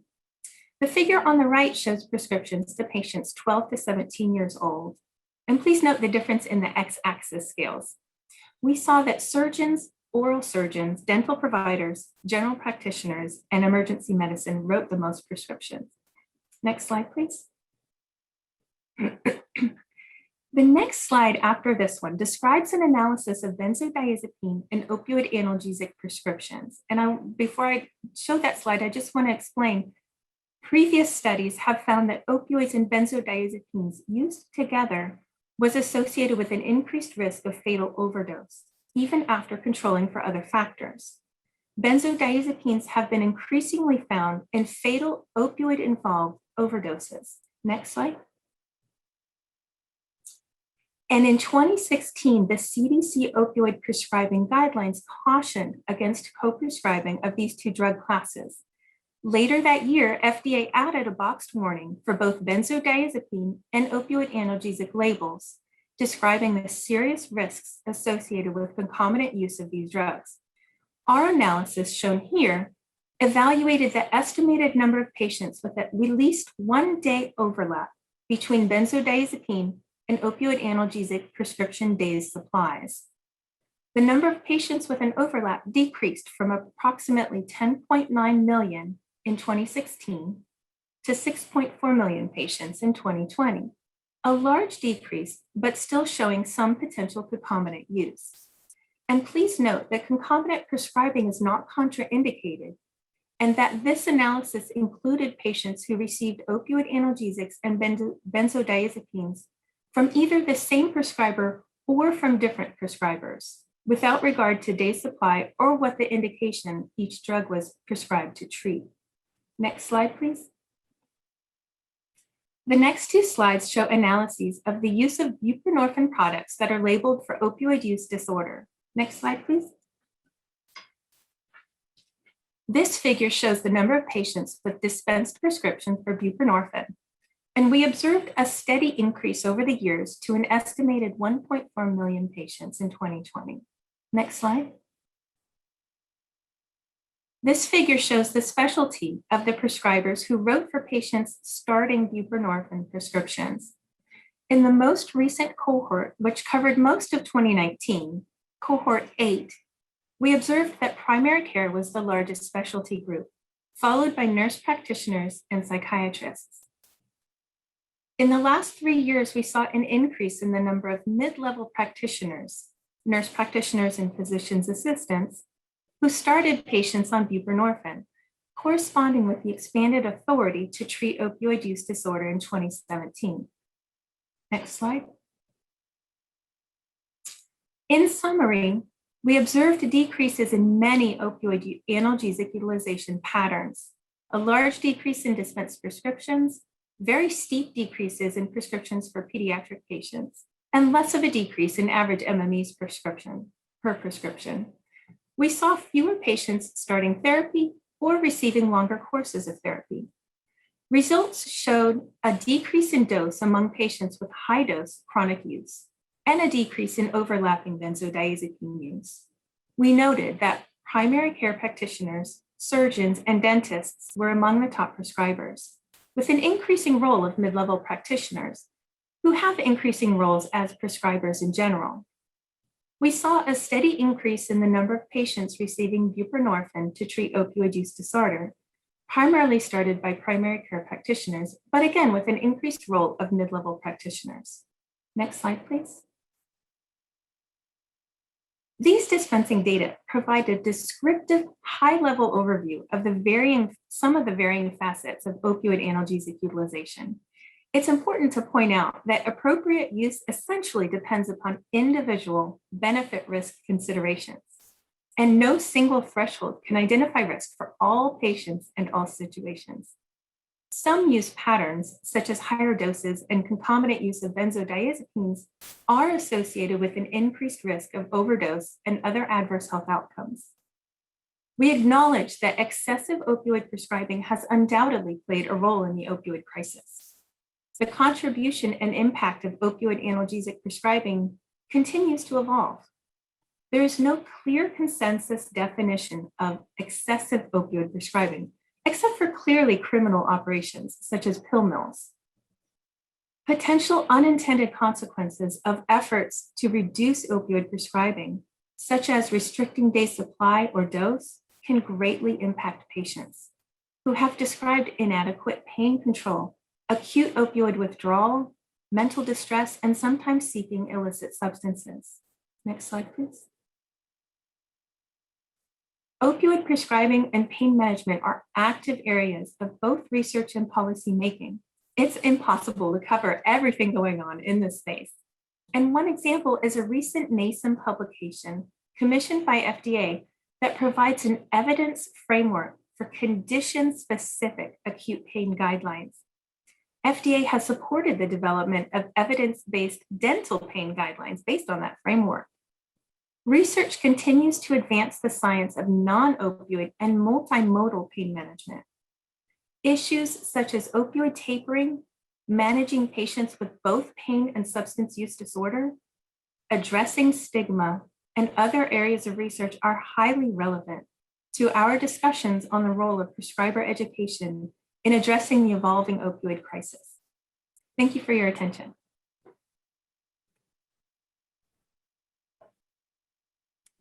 Thank you very much, Karine, for spotlighting different aspects of opioid prescription patterns. And thank you to all of our presenters for providing a comprehensive overview of the history of the opioid and substance use crisis, as well as some of the policy responses to it. With that in mind, we'll now turn to our first panel, where we have 6 panelists who will be providing their perspectives on the landscape of prescriber education at the federal, state, and health system levels, and what gaps in knowledge or training might exist across these varying requirements and approaches. All right, next slide, please. Thank you. This panel is called Assessing the Landscape of Federal, State, and Health System Prescriber Education Requirements. Our panelists for this session are Kathy Chappell, Senior Vice President of Accreditation, Certification, Measurement, Credentialing Research, Quality Management, and APRN Initiatives for the American Nurses Credentialing Center. Blake Fagan, Co-Director of Office-Based Opioid Treatment Services at the Mountain Area Health Education Center. Adrian Fu Berman, Professor of Pharmacology and Physiology with a joint appointment in the Department of Family Medicine at Georgetown University Medical Center. Graham McMahon, President and CEO of the Accreditation Council for Continuing Medical Education. Lisa Robin, Chief Advocacy Officer for the Federation of State Medical Boards, and Christine Schmidt, Medical Officer, Division of Overdose Prevention at the Centers for Disease Control and Prevention. And to begin, each of our panelists have been asked to present 5 minutes of opening remarks. We'll start with Kathy. Thanks, Marianne. Next slide, which I hope is my presentation. There we go, good. Wonderful. So I am going to focus my remarks from the nursing perspective and from the interprofessional healthcare team perspective. I do want to say, kind of pulling on Doris's remarks, that ANCC, ACCME, and ACPE, so nursing, medicine, and pharmacy, have been working collaboratively with the FDA since that 2012 launch on how to use accredited CE to positively impact patient outcomes in practice. So next slide. Just for the nursing context, in the United States, there are approximately 5 million practicing nurses. Only about 1/10 of them are able to prescribe medications, but all of them participate as members of the interprofessional healthcare team. Nurses who can prescribe are called advanced practice registered nurses, or APRNs, and the specific roles of those include certified nurse practitioners, certified registered nurse anesthetists, certified nurse midwives, and clinical nurse specialists. And of course, they are dependent on what they can prescribe by their State Practice Act. Other nursing roles include the registered nurse, and between registered nurses and advanced practice registered nurses, there are 4.3 million of us in the United States. Then there are licensed practical nurses and certified nursing assistants. I would say arguably the nurses who have the most interaction with patients and their families are not those who prescribe. Next slide.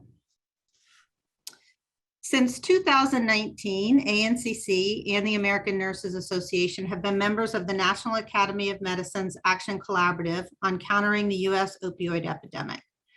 Personally, I sit on the steering committee and on the Research, Data, and Metrics Working Group, and I co-chair the Health Professional Education and Training Work Group, along with my colleagues, Dr. Eric Holmboe from the Accreditation Council on Graduate Medical Education, and Dr. Steve Singer from the Accreditation Council on Continuing Medical Education.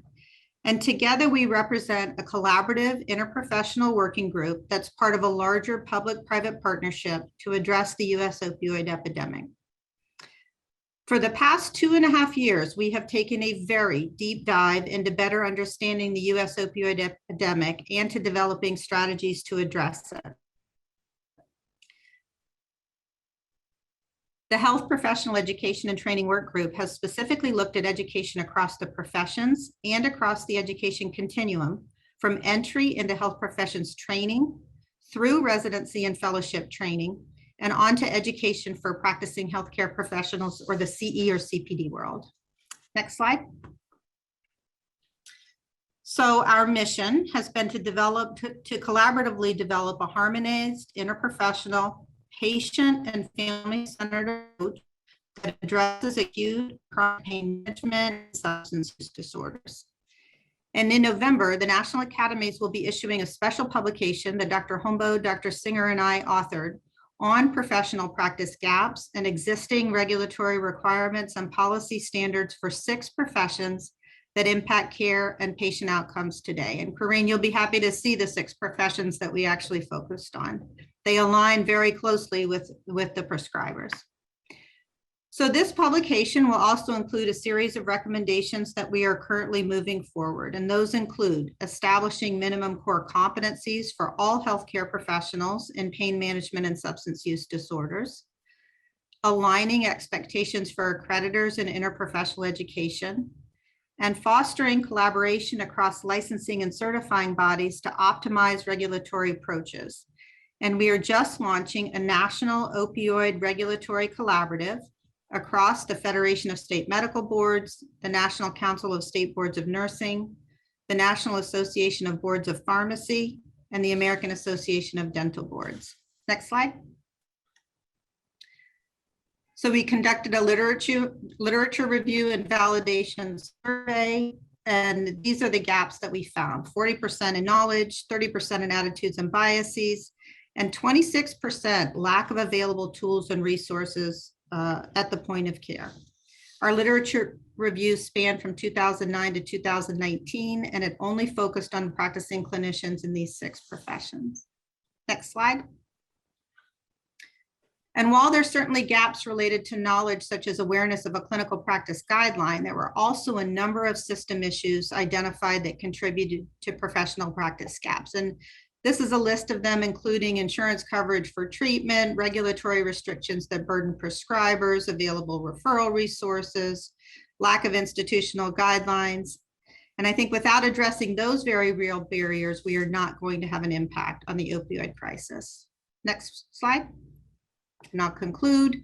Our working group is already developing a set of core competencies for clinical professionals who are in practice, addressing core knowledge, interprofessional collaboration, and clinical practice. We expect this to be open for public comment soon. And last slide. So strategies for success. Certainly education is important to improve competence and performance, but education has to be aligned with the healthcare professionals' learning needs and gaps. We have to be using an interprofessional and team-based approach, engaging patients and their families. We have to address system barriers to have an impact, and to evaluate impact, we can't just be measuring time in seat using a checked box approach. Thanks. I'll pass it on to the next participant. Wonderful. Thank you, Kathy. Next, we'll hear from Blake. Good afternoon. I'm Blake Fagan. I'm a family physician in Asheville, North Carolina at the Mountain Area Health Education Center. My faculty appointments through UNC Chapel Hill. And we're in Western North Carolina, Appalachia, that's been particularly hard hit by the opioid crisis. I've given over 200 talks about safe opioid prescribing and medications for opiate use disorder.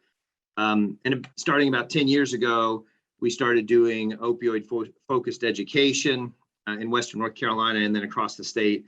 And then we started giving opioid education that was mandatory per the state of North Carolina. And as you've heard, all the different folks in North Carolina now have to do that, dentists and PAs, NPs, certified nurse midwives, and physicians. So after many years of providing the mandatory prescriber education, it's still not totally clear to me how effective the mandatory CME is at changing provider behavior. Has it helped? I really believe so. But as the mandatory prescriber limits, like the STOP Act in North Carolina, where you can only prescribe 5 days or 7 days of opioids acutely, has that had more contribution or about the same or less? I can't say. Default numbers of opioid pills that are built into electronic health records of health systems may have had more of an impact as well. Just knowing that stories from surgeons about, well, now it just defaults to 10 pills after my surgery, so that's what I prescribe, or that's what my PA prescribes, whereas before they did kind of whatever the individual surgeon wanted to give after the surgery. So, and then as it's already been described, the overall milieu of both in the medical literature, but in the local and national news, how much has that impacted or changed things? So, but I do have an anecdotal account. I gave one talk to dentists and maxillofacial surgeons. A year later, this maxillofacial surgeon came up and told me, for 30 years, every time I took out wisdom teeth in adolescence, I prescribed 60 Percocet. And then I took your course, and afterwards, for the last year, I've only given Tylenol and ibuprofen and had really good pain management from the adolescents and their caregiver, but also fewer callbacks. So on an individual level, I've seen it. It's been hard for me to quantify. It's hard to do behavior change in education, as you all probably know. And then furthermore, we've done these echoes for chronic pain, and we have some self-reported measures of people that have taken these classes from us that they have changed what they're doing around chronic pain. We think it has to do with the echoes, but then also it's the technical assistance and coaching that's provided through these virtual case-based learning sessions. So looking forward, though, what should be done around opioid education? Well, I think that there's a bell-shaped curve out there of providers, and on the tail over here are providers that never prescribe opioids for acute or chronic pain. And then there's this middle group, which is the biggest group, and they've received the education and then have actually taken it to heart, and I think they're writing opioids more appropriately. But then there's this other tail, kind of what I call on the right side of the bell-shaped curve, that have received the education, but they haven't changed their behavior, and they're not prescribing or writing opioids like we'd want. So I think we have to continue to help educate and re-educate that big group in the middle that have taken it to heart and are trying to do the best they can around acute and chronic opioids. We need to have some kind of education to nudge the group that never write, even for acute pain, that, hey, there are some appropriate times to write opioids, but then focusing on the group that's not writing like we would like them to. I think we have to go into an academic detailing mode where they need one-on-one sessions. And then if I'm giving a session to a surgeon and it doesn't seem like it's going well, then I believe that they need a one-on-one session with the same specialty specific provider who can say, I was in your boat, this is how I was doing it, I'm doing it differently now. So next, I'd say we need to encourage all hospitals and surgical centers and emergency departments to have their opioid stewardship programs and defaults in their electronic health records for opioids. Next, I think that we need to train everyone in medications for opiate use disorder and buprenorphine, and including in medical schools, APP schools, and residencies. And then finally, we need to include more education around alternative approaches to acute and chronic pain management. So we've been doing it for several years, the mandatory stuff. So the physicians are coming back to me and saying, all right, you told me what I need to do around acute pain, which is right, opioids a lot less or maybe none at all in certain situations. You've told me a little bit about chronic pain, but you really haven't given me any new tools around how I'm supposed to help people with chronic pain. I need that. So those are my suggestions for the future. And I'll turn it over to the next person.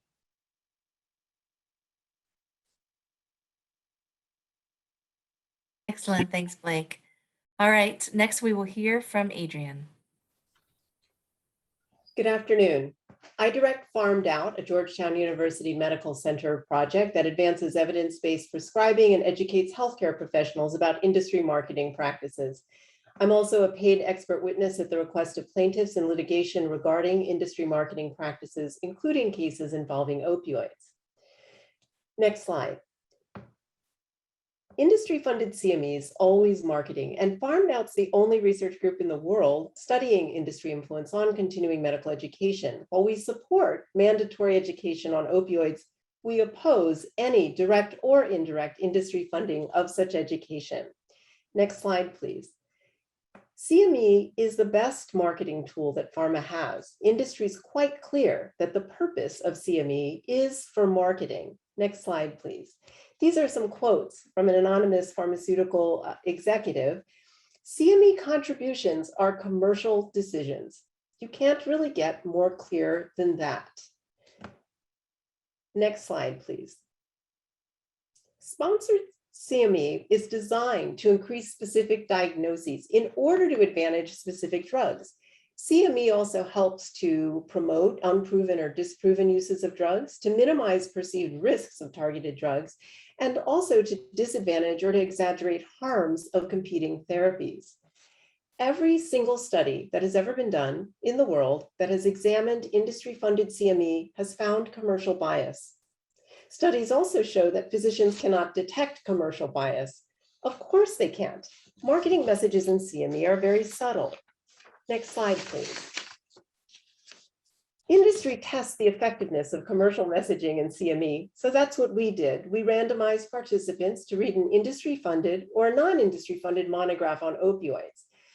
Here are the takeaway messages that people had. So the people who read a non-industry funded monograph on opioids said that there's not great evidence supporting the use of opioids for chronic pain. Those who read the industry funded CME monograph were much more positive about opioids, saying opioids are great for treating pretty much any kind of pain. Next slide, please. In another study, we examined all 10 of the REMS compliant ACCME accredited CME on extended release long-acting opioids that were funded by the REMS program companies in 2018. RPC funded 97% of the opioid REMS compliant activities on extended release long-acting opioids. So we examined everything that was on the RPC website. Next slide, please. We identified multiple repeated messages that were incongruent with CDC guidelines and VA DOD guidelines. These CMEs encouraged opioid prescriptions. They included messaging that pain should be treated aggressively, that opioids are effective for chronic pain, that increased doses over time were normal and beneficial, and that there is no population for whom opioid use is contraindicated. Next slide, please. Here are some quotes from REMS compliant CME on opioids. This module is designed to help increase your confidence in opioid prescribing. You can never go wrong with opioids if you start low and go slow. These are just examples, and as you can see, these would hardly discourage opioid use. Next slide, please. There was much misinformation in these REMS compliant CMEs. Every activity presented opioid as effective for, or most effective treatment for chronic pain, even though no evidence supports the efficacy of long-term opioid therapy for non-malignant pain. Most of these CMEs stated that tolerance to adverse effects, including respiratory depression, occurs over time. That's not true. Tolerance does not protect against harms. And these modules also supported opioid rotation. If one opioid doesn't work, try another one. And a Cochrane systematic review has shown that there's no reliable evidence supporting opioid rotation. Next slide, please. This is a case study that was in a very popular REMS, Mary Williams. So this is a woman who's an alcoholic, has a family history of alcoholism, has been taking opioids, is a pack-a-day smoker. The opioids aren't working for her. And the question, should the doctor keep prescribing opioids, is answered in this REMS compliant CME. Sure, go ahead and increase the dose of opioids in this woman. Although FDA had the best possible intentions, REMS compliant CME encourages rather than discourages opioid prescribing. Next slide, please. If industry supports CME in any way, including supporting planners, faculty, or accreditors, that CME will contain marketing messages. Despite ACCME's claims that few CME activities are industry funded, we've documented that most of the CME that physicians actually view is from industry funded providers. Unrestricted educational grants given by industry to medical societies, universities, or medical education and communication companies are no protection. Unrestricted educational grants are unrestricted only as long as the funder likes the content. Both ACCME and FSMB will oppose mandated education, but keep in mind that both are supported by industry. ACCME relies on dues from industry-funded accreditors and has done nothing substantive to address industry messaging in the CME it accredits. FSMB has taken millions of dollars from opioid manufacturers, and its book, Responsible Opioid Prescribing, repeats many of the inaccurate messages that are in industry-funded CME. FSMB has contributed directly to the opioid crisis facing us today. Industry-funded CME always supports the products of sponsors. Mandatory CME on opioids should be required, but that CME must not be industry-supported in any way. That means no direct industry funding, no indirect industry funding, no industry-paid planners, faculty, content providers or presenters, and accreditors who are not pharma funded. Thank you.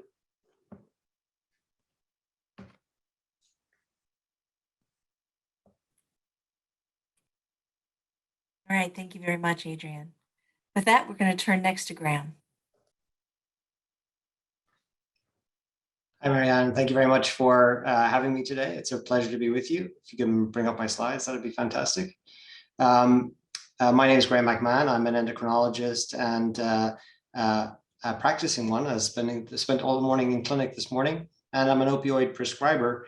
So I've seen many of the challenges that we face in managing this issue for many of my patients, as well as, of course, communities that struggle all across the country and around the world. Next slide. Our organization, the Accreditation Council for Continuing Medical Education, was set up to ensure that education being presented to the profession was independent of commercial interests like industry. And our organizations that are member organizations that founded us for exactly that purpose. It's a role we continue to have today and are very proud of. Next slide. We're a voluntary system of self-regulation for the profession of medicine. We set the national standards for high quality continuing education. We accredit over 1,700 organizations, big and small, rural and urban, all across the country, including organizations like the FDA itself. And they are, by their accreditation, responsible for delivering quality education that makes a difference for the patients that we serve. And through the system that we have, we manage and share provider activity and learner completion data for the system with complete transparency. And we support and educate providers of continuing education so that they can do their work effectively and drive the behavior changes that all of us are looking for and facilitate that process. Next slide. Well, we operate in a very difficult environment. As you've heard from several of the speakers, practitioners today are working in an environment that is more complex than ever before. The administrative burden is high, productivity expectations are high, the complexity of the patients that we care for is remarkable, and patients have a variety of expectations of us that are bigger and different than ever before. And we're trying to manage our home and professional lives and balance those in ways that are unique for us in many ways. Next slide. One of the challenges that you already heard about is that education is not one size fits all. Many in our community have a huge variety of competing demands, and in the absence of feedback can default to belief about their own professional competence and have pride in that, resulting in a competence-confidence gap, meaning that they're overconfident and undercompetent to safely prescribe medicines like opioids or perform a procedure. These problems, this mismatch, results in complacency, suboptimal performance, and errors that affect the health of communities and individual patients. Next slide. Good news is that the healthcare professionals in our country are remarkably talented. They can learn extremely well and learn efficiently. Continuing education works, but it works in an ecosystem, which is why mandates can be particularly problematic. The more we can give people information about their comparative performance, about how they're doing, and get them to reflect on their own practices and be aware of it, and couple that with effective educational interventions in a facilitating environment that allows them to safely take care of patients with pain, then you will result in the behavior change that you're looking for and that we're all looking for to improve the outcomes for these patients and their communities. Next slide. If you do that, you can make a big change. A constructive learning environment professionals not just drives patient safety and helps clinicians provide best care, but also provides sustenance intellectually for those professionals, those physicians, those nurses, those pharmacists that work together in teams. It can form as a nexus around which those teams can build, and it creates community. Next slide. The accreditors have been working very carefully together to try and facilitate, next slide, to facilitate this growth and development for the community. We have worked to ensure that activities remain balanced and protected from industry bias. That is, after all, our role and responsibility, amongst others. We have worked with the FDA to encourage modifications to the blueprint to be more inclusive of pain and non-medication alternatives. We created an independent and funded an independent grant review committee to recommend educationally effective independent proposals to the RPC. And we've asked the FDA to require the RPC to have transparency in how they fund and what allocations they make. And we collect a variety of learner information and activity information and share that as required by the FDA. And that includes, just in the last year, 208 OA REMS compliant activities and over 185,000 learners completing those activities. And therefore, we audit those activities too. Maybe as a last slide, it's worth noting that we know a lot about human behavior and learning. Education is powerful and effective. It can drive and facilitate change and improve patient outcomes. And general mandates will create compliance. They also create counterproductive psychological resistance and cynicism and would not be expected to create the learning skill development or change in behavior that you're looking for. You can't just give education like a vaccine and expect it just to work like a vaccine does in a human being. Education requires a fertile ground. It requires reinforcement. It requires nurturing and growth and an environment in which it can grow to have the behavioral outcome that you're looking for. And unless you make those changes to that environment, you can't expect the education to be meaningfully impactful. So mandates for education certification that are prerequisites to a desirable privilege or opportunity and considered highly relevant for practice would, in contrast, be expected to try and drive the outcomes and engagement that you're looking for to drive individual practice performance. Look forward to the conversation and talking further with my peers, and look forward to your questions. Thank you. All right, thank you, Graham. Next, we'll hear from Lisa.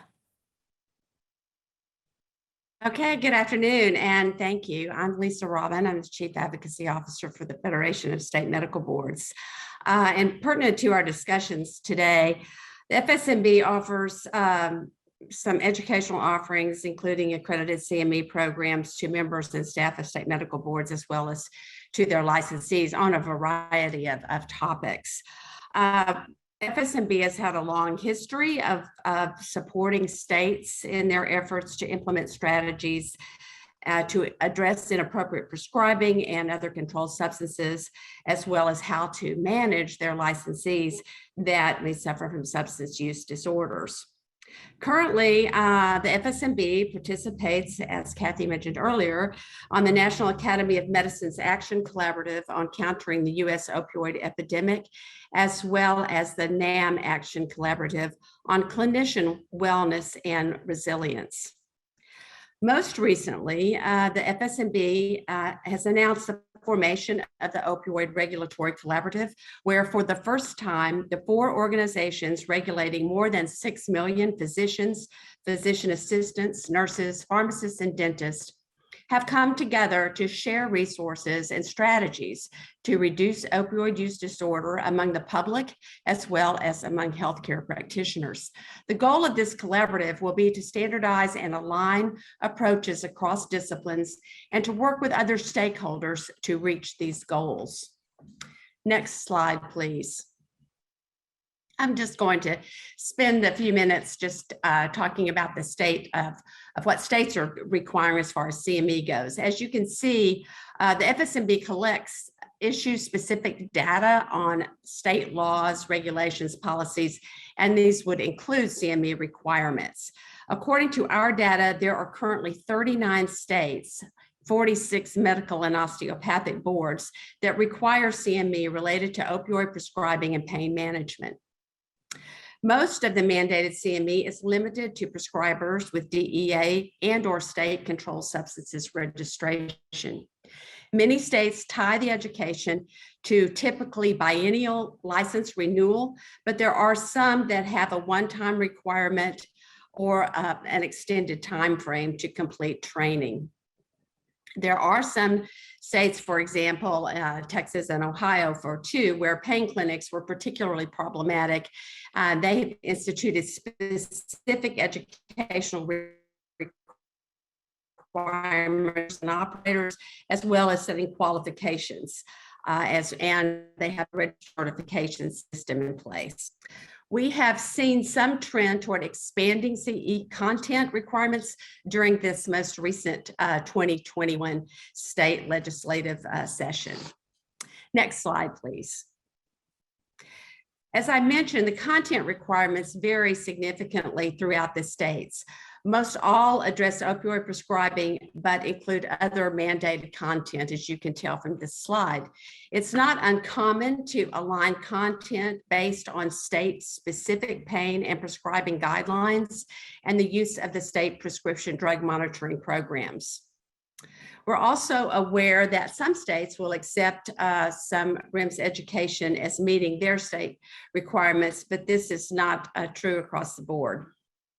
A benefit of the state of maintaining state authority to dictate content is that they can address issues that are more localized, that are impacting their communities and other hard-hit areas, as well as the disparate patient populations. In some areas, you see more of an emphasis on drug diversion, illegal pain clinics, and addiction. As you can see, most, if not all, of these mandated CME don't reflect the shift that Dr. Compton spoke to earlier. Next slide, please. In addition to the very content, the number of mandated hours varies significantly as well.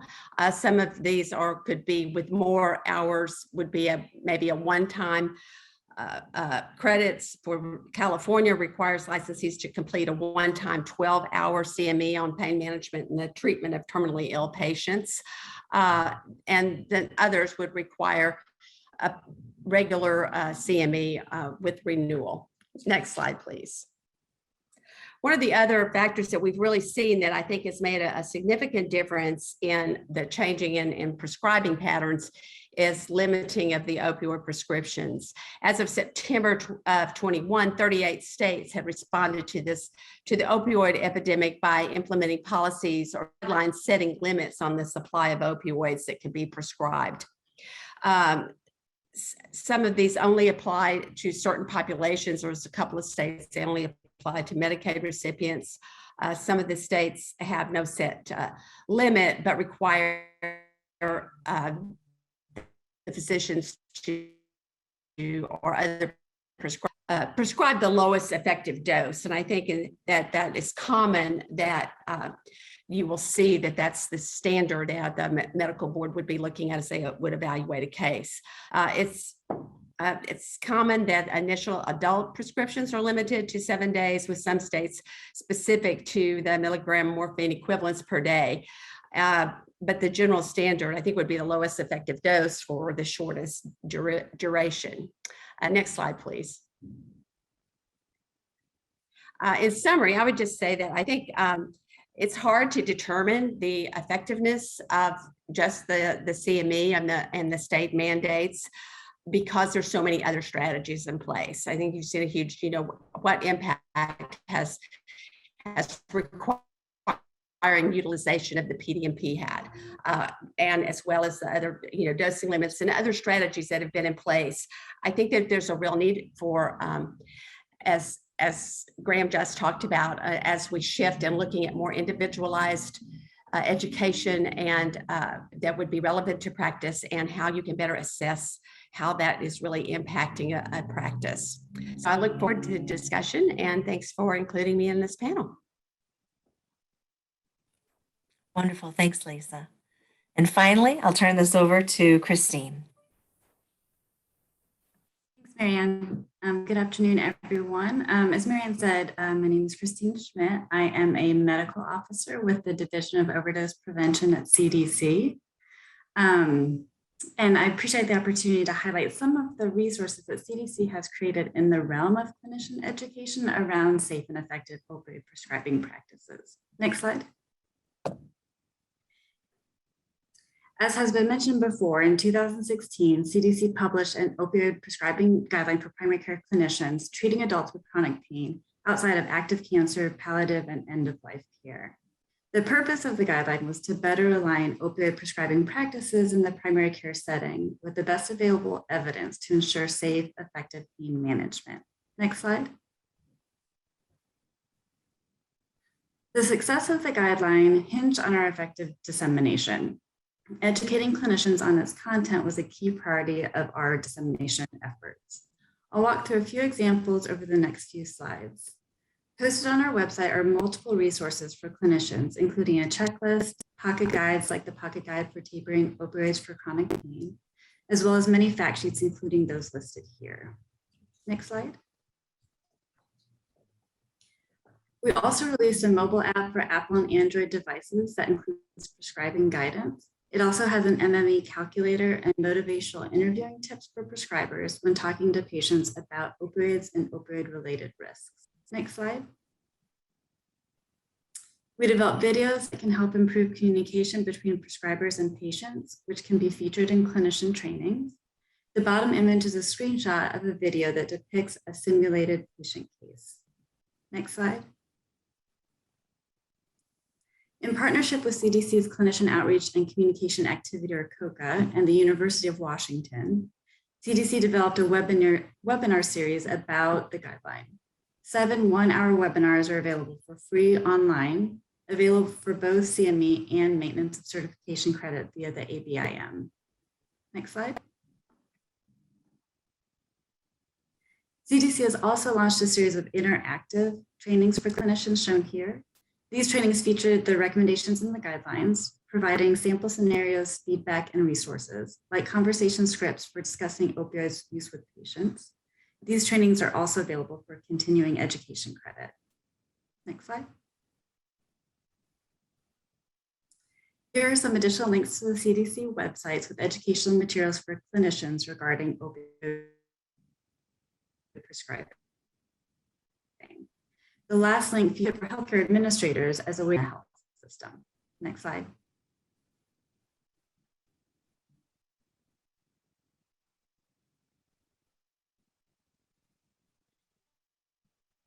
Next slide.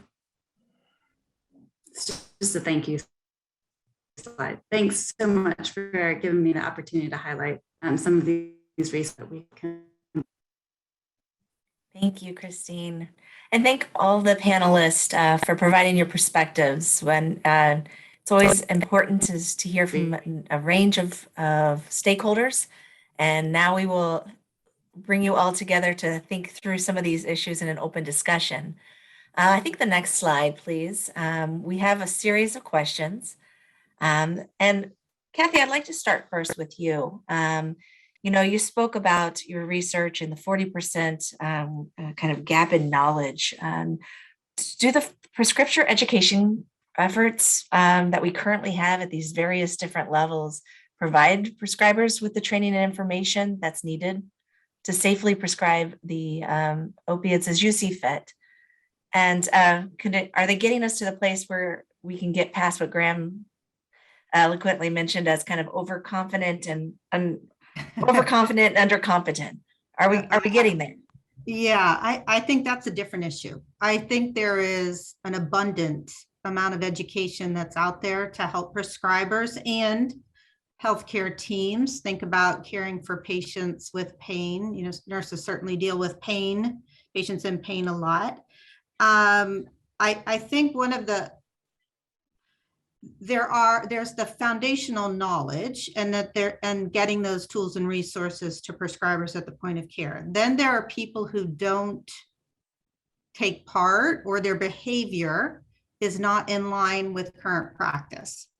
And I think that's what Graham was getting in terms of the competence. I think those are the areas that we need to address on an individual basis, and I think one of the earlier speakers who started out was talking about that. We need to address those individual outliers, those prescribers who are not in compliance with what a clinical practice guideline is, as opposed to a one size fits all. Everybody needs this education no matter where you're practicing, and that doesn't work.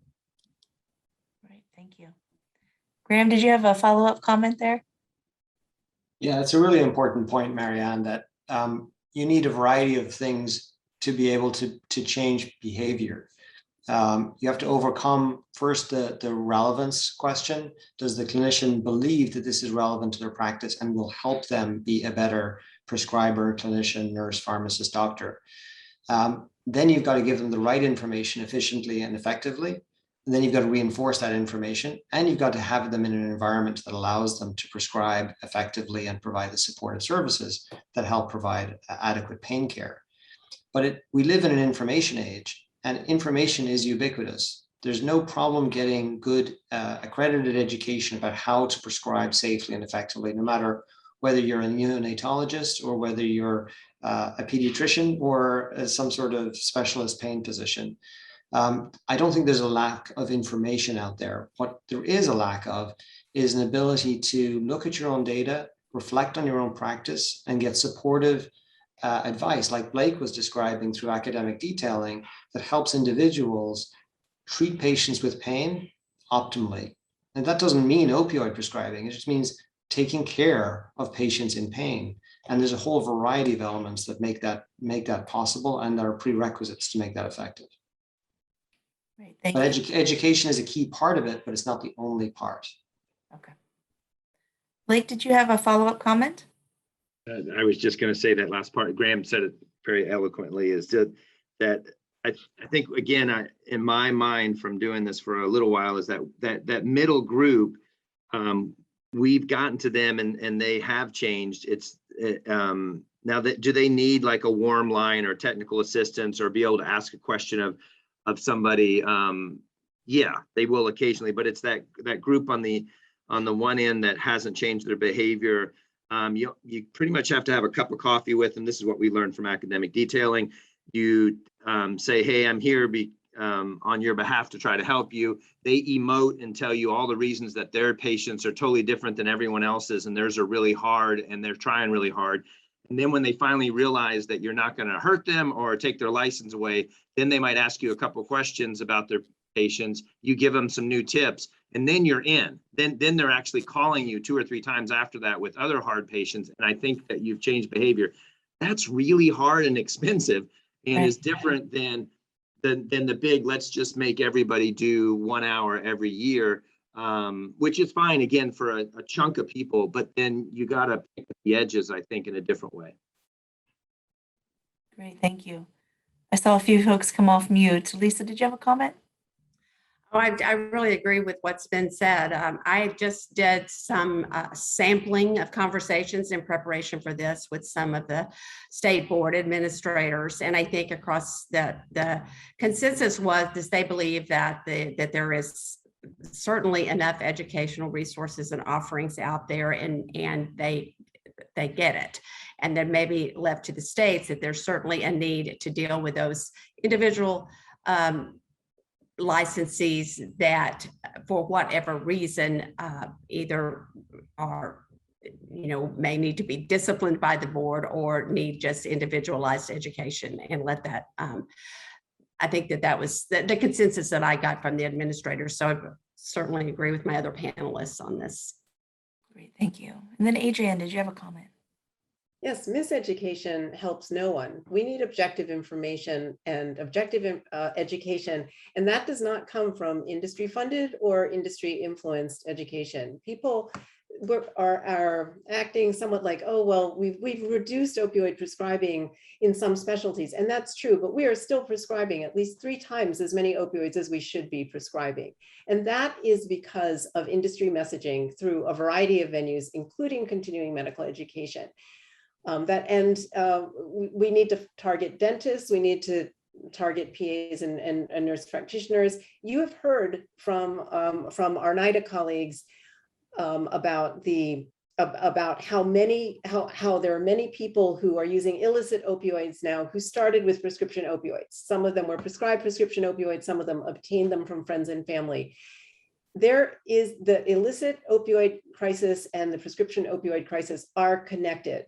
4 out of 5 heroin addicts started out with prescription opioids. We need to cut down on prescription opioids, and that has to be through education that's not industry funded or influenced. All right, any direct responses there? Blake, I did just want to follow up on one of your comments. It's the next part of the question about how there's ongoing policies and whether or not a prescribing education program could complement, reinforce. And you mentioned the complexities of knowing kind of what is where does education fit into this? And that goes with Graham's comment about there being, it's one portion of the solution, but it's not the whole solution. And then, Lisa, you also mentioned that there's just so many strategies in place that trying to figure out where kind of prescription education programs should fit and how they align with other policies can be difficult when there's so many other ongoing efforts. Are there ways that you think that together these programs can be reinforced and be a bigger picture or a bigger response? Or should we be looking at them separately as individual responses to try to see where kind of where we should be putting our efforts and our resources? I'll take a swing at it first and then pass it on to others. But I just, the education literature is hard. Like, so what I wanted to do is I wanted to talk to 500 people at 20 different talks and then get age match controls that didn't take the talks and then find out if their opioid prescribing changed. And then I have to spend a whole bunch of time talking to a whole bunch of people that are smarter than I am about how to set that whole thing up. And then in the end, they're like, yeah, but if they prescribe opioids less when you hear your talk, but they do it inappropriately and they cut a bunch of people off, then you've hurt a bunch of people. And I'm like, yeah, so let's look at that. And then all of a sudden, everyone just starts walking away from me because they're like, what you're asking is too hard. And that was the end of it. It's like, there's just so much going on out there. It's really hard to figure it out. I think that it's working. Yeah, I do, but I can't figure out how to prove it. Because then what happens if we set the whole thing up, we do it for 3 years, and actually the things I'm saying are not correct, but the things that Graham would have said were correct. We just didn't have the right person giving the talk. It's hard, is all I'm saying. I'm going to stop there. I think it's hard is a very appropriate answer, but I'd love to hear others kind of comment on this question as well. Graham? It is really hard. I'm on Team Blake. I've been trying to measure educational outcomes. I'm passionate about human adult learning and behavioral change. It's really what I care about. I recognize the power of human psychology to drive performance improvements for a system in desperate need for change and improvement and outcomes. But it's hard, but it's not impossible. What is not really possible is to do large scale studies about, let's say, the REMS education program and trying to decide, is the REMS education program effective or not? Because there's so many variables that characterize whether someone's able to absorb, does absorb, has the capacities change, does change patient outcomes, and the patient's receptivity to those interventions as to whether they improve. So many barriers along the way to try and change outcomes that are in many cases related to education. What we do know is that education works. I mean, accredited education is effective. It is powerful to drive the community in the ways that are healthful for the population and that make a difference for the capacity of our community to provide safe, effective, and compassionate care. So it's an essential part, but it's not the only part. What I would caution us about is going back to one of the words in the title of this program is about mandates. You have to be very careful with mandates in humans because you engender a lot of resistance and cynicism when you create mandates. And that's absolutely antithetical to creating a fertile ground where people are going to absorb information, be curious about it, humble about themselves, and actually grow and change. So you have to be very careful about using what seems to be a very attractive, we'll check this box, we'll do all this counting, lots of people will do this thing, it'll seem really great for us as a system, when in fact the outcomes that you'll generate from such an intervention could be quite counterproductive. Thank you.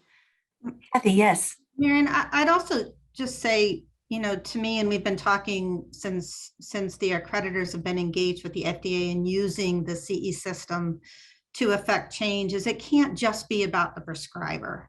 It can't. I mean, they're all prescribing, or patients are being cared for within a healthcare team. So if we don't engage all members of the healthcare team to include patients and their families, we're not going to have an impact.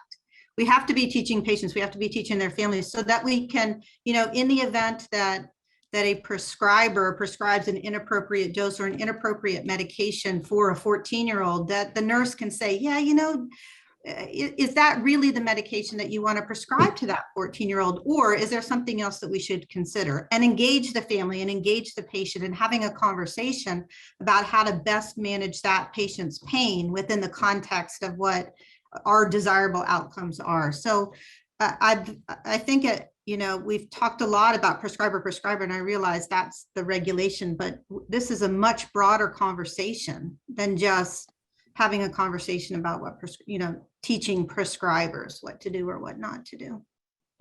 And I would be interested, Lisa, in your presentation, you mentioned working with a number of states with mandated programs, and wondering if you've seen examples kind of where we were able to build and maybe get past the criticism or that Graham is concerned about, but also have you seen kind of an implementation of these types of programs that, to Kathy's point, look at the patient from a holistic view beyond just the prescriber component of the education? Well, I agree with Kathy. From my conversations, that I think that with these states that have had mandates for a number of years now, that something that they say that they have learned that it needs to be looked at differently, and that we need to look at the public. We need to look at to recognize the shift that's occurred, and that it's not a one size fits all. And I think that the Federation we do not have a position on mandates or not, but that it should be left to the actual state board to determine what the needs are in their particular state. But as I said, I think where we're looking at that needs to be looked at differently, we have to look at patient and public education. And that's part of why the regulatory community, the health professional regulatory community, has come together to try to align these goals and look at the public as well as our own, and looking at the health and wellness of our clinicians that are having to take care of patients. Great, thank you. Blake? You have to tell me when to stop talking because this is fireman. But so just to go with what Kathy said about how you really have to look at it system wide, this is what we dug in and found. Okay, so I went and talked to a bunch of the surgeons, and then their behavior didn't change. It's because at discharge, it's their physician assistants that's writing the opioid prescription. So then we had to go back and talk to them, and then things changed in our health system.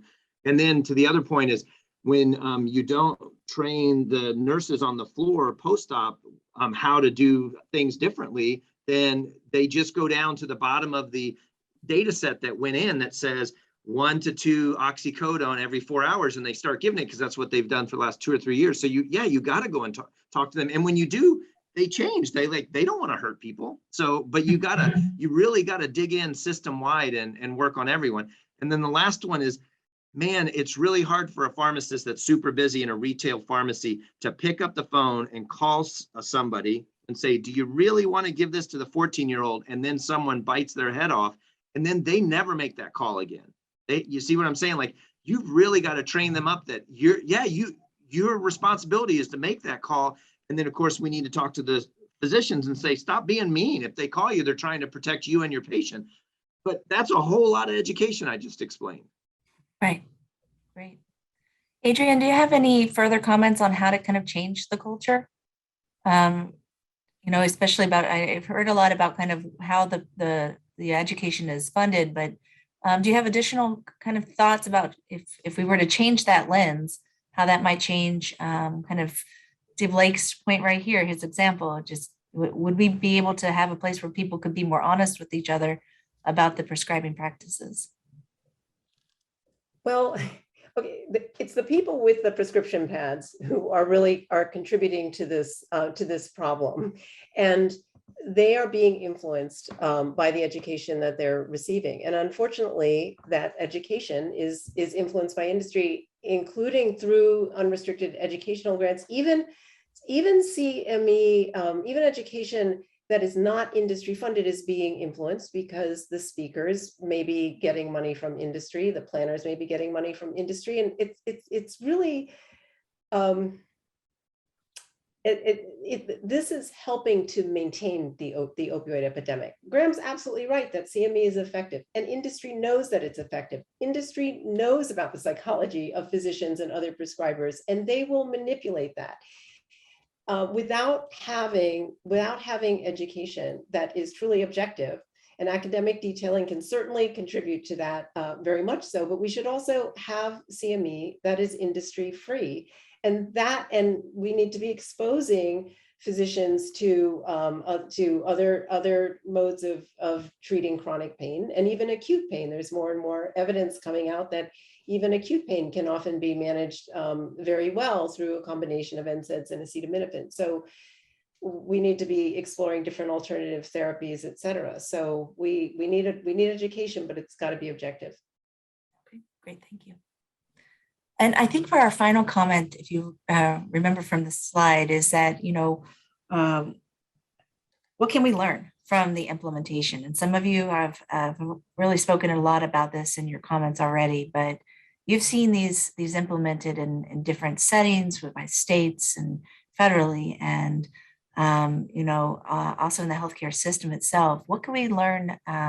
Thinking back to those presentations at the beginning of this meeting today, is if we were to move forward, and there's a lot of lessons learned, and if as FDA is really grappling with kind of where to go next, what can we learn from the implementation that you've seen that you would want to make sure is on the top of their mind, or on the top of anybody's mind who is really trying to think through how do we get to the prescribers, those with the pads, as Adrian mentioned, how do we get that message?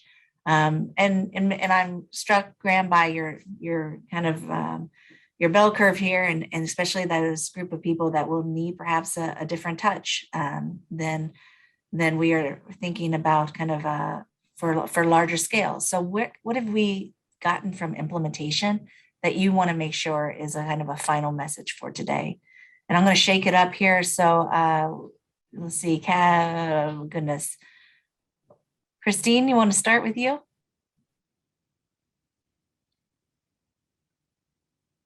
Sure. So that actually isn't really necessarily our realm in terms of sort of seeing, overseeing implementation. I will say that hearing this conversation has made me think about one of the main responsibilities of our division is to oversee the big overdose data to action grant that states and large counties receive. And a big part of most of their prevention strategies include clinician education. And so I'm just thinking now, I wonder how much they are incorporating this sort of whole team approach and this kind of psychology around how people effectively learn, and how much more we kind of need to support them in that area. So I'll say that. I'm not sure I can exactly answer the question that you asked, Miriam, but this has been a really interesting discussion to kind of think around those things. Appreciate it. Thank you, Christine. All right, Blake, we could love to hear from you.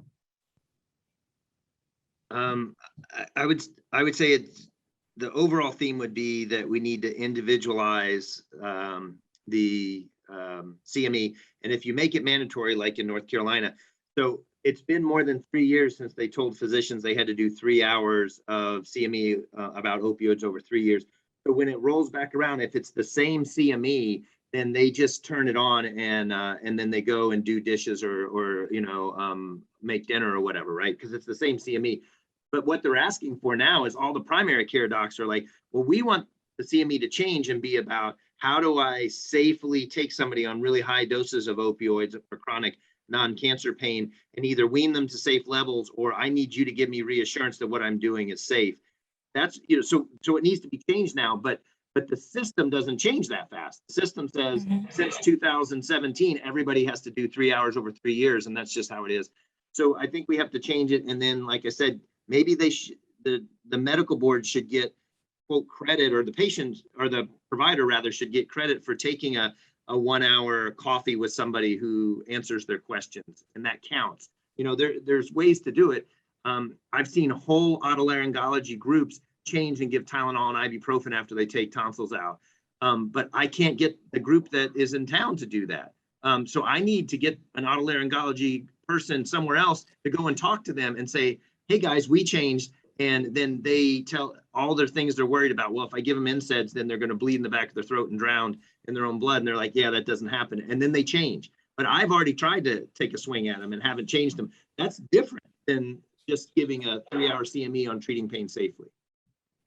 Excellent points. So now I'm going to add something to my final question. If we were to take on Blake's comments and do more to tailor, what would be your suggestions for doing so? So what would we want to put forward with implementation? And then how could we take it even farther to a more tailored approach? Kathy? I knew you added a question and then you kind of where I was ready to answer. Keeping you on your toes. Yeah. Healthcare professionals are accomplished in the academic system. They can and they want to learn. They want to take care of their patients well. I think that's probably one of the most difficult strategies is how do we individualize it? How do we individualize education? We certainly need to track variation in practice. We need to manage that, as Blake said, at the individual level. We need to put a system in place that enables self-assess and then seek out education to meet their own learning needs. To me, what we've measured is time in seat, and that's not a metric that's valuable at the end of the day. To Blake's point, checking off 3 hours that I sat in the seat doesn't mean you're going to change your behavior in any way. And it may not have been relevant. You just check the box for your license or your board certification. So I would spend the most of my energy now on focusing, how do we best individualize within a system? How do we put a system in place that helps with individual prescribers and members of the healthcare team continue to identify their own learning needs, and then to seek out that available education? And some of that, we found in the lit review, hospitals, healthcare settings don't have good tools and resources at the point of care. Well, that's a system issue. That's less an individual issue than putting in place a supportive system so that we make it easy for people to do the right thing. Mhm. Great, thank you, Kathy. Adrian? Well, you know, what we've learned is that industry influenced CME misinforms healthcare providers and interferes with public health goals. So in terms of what we need a combination, not just education. We also need legislation around industry promotion. We need regulations. We need peer persuasion, and we need to have industry-free CME not only on opioids but on alternatives to opioids as well. So it's got to be a combination of all the above. Great, thank you. Lisa?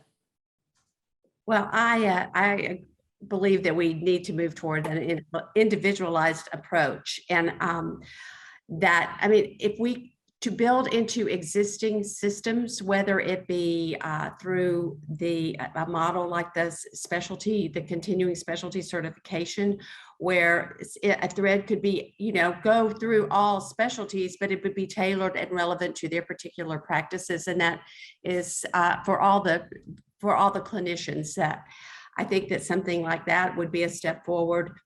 I also think that we really have to keep in mind, particularly with COVID, and what we've learned is to not go down a path that would have terrible unintended consequences to really burden an overly stressed healthcare system and our providers. That we know that the burnout is a terrible problem right now, and to try to keep in mind that I do think these people want to do the right thing, and let's make it easy access for them to have the support of their colleagues and the systems in place that can help them do the right thing, as Kathy said. So thank you. Thank you, Lisa. All right, finally, Graham. There's a lot here. We could talk for a long time about this, but a couple of key points. I think you need to have a motivating data for individual performance first. So something like nationalizing the PDMPs and giving comparative information about prescribing behavior to individual physicians on an annual basis or something would be a component to drive the individualization of their approach, whether they're an endocrinologist like me prescribing in a limited number for particular types of pain, or addiction medicine specialist. But after that, once you have comparative data that might be the motivating part, then you have to have a very diverse educational approach that's able to meet the needs of, as I said, the neonatologist and the addiction medicine prescriber, so they understand the breadth and depth of how they might prescribe these medicines. Then you've got to make sure the education is independent and protected from industry influence through the accreditation structure that we have. It's working really well. And then embed that accreditation and the value it provides in the systems that we have nationally, so that we can offer that high quality education to the community and make sure it's available to them, and so that they can engage with it without burdens that are system based. So we can help. We're part of the solution. We're happy to do things like track the data and manage these independent grant review committees and other things that we're doing. But at the heart of this is a commitment to support answers to the problem, support patients in pain, and support best practices that protect additional burden on society from addiction and misuse of these medicines, but also valuing the professionals that we have the privilege to work with, who have lots of capacity to learn and a terrific resource and system to support them. Wonderful. Thank you so much. I did, just before we conclude, wanted to do a real quick review of some of the questions that we have received. One in particular, Adrian, at the start of your comments, you mentioned that we are prescribing 3 times the number of opioids that we should be, and we do have some questions just so that we can put this in our summary and the notes about the source for that number.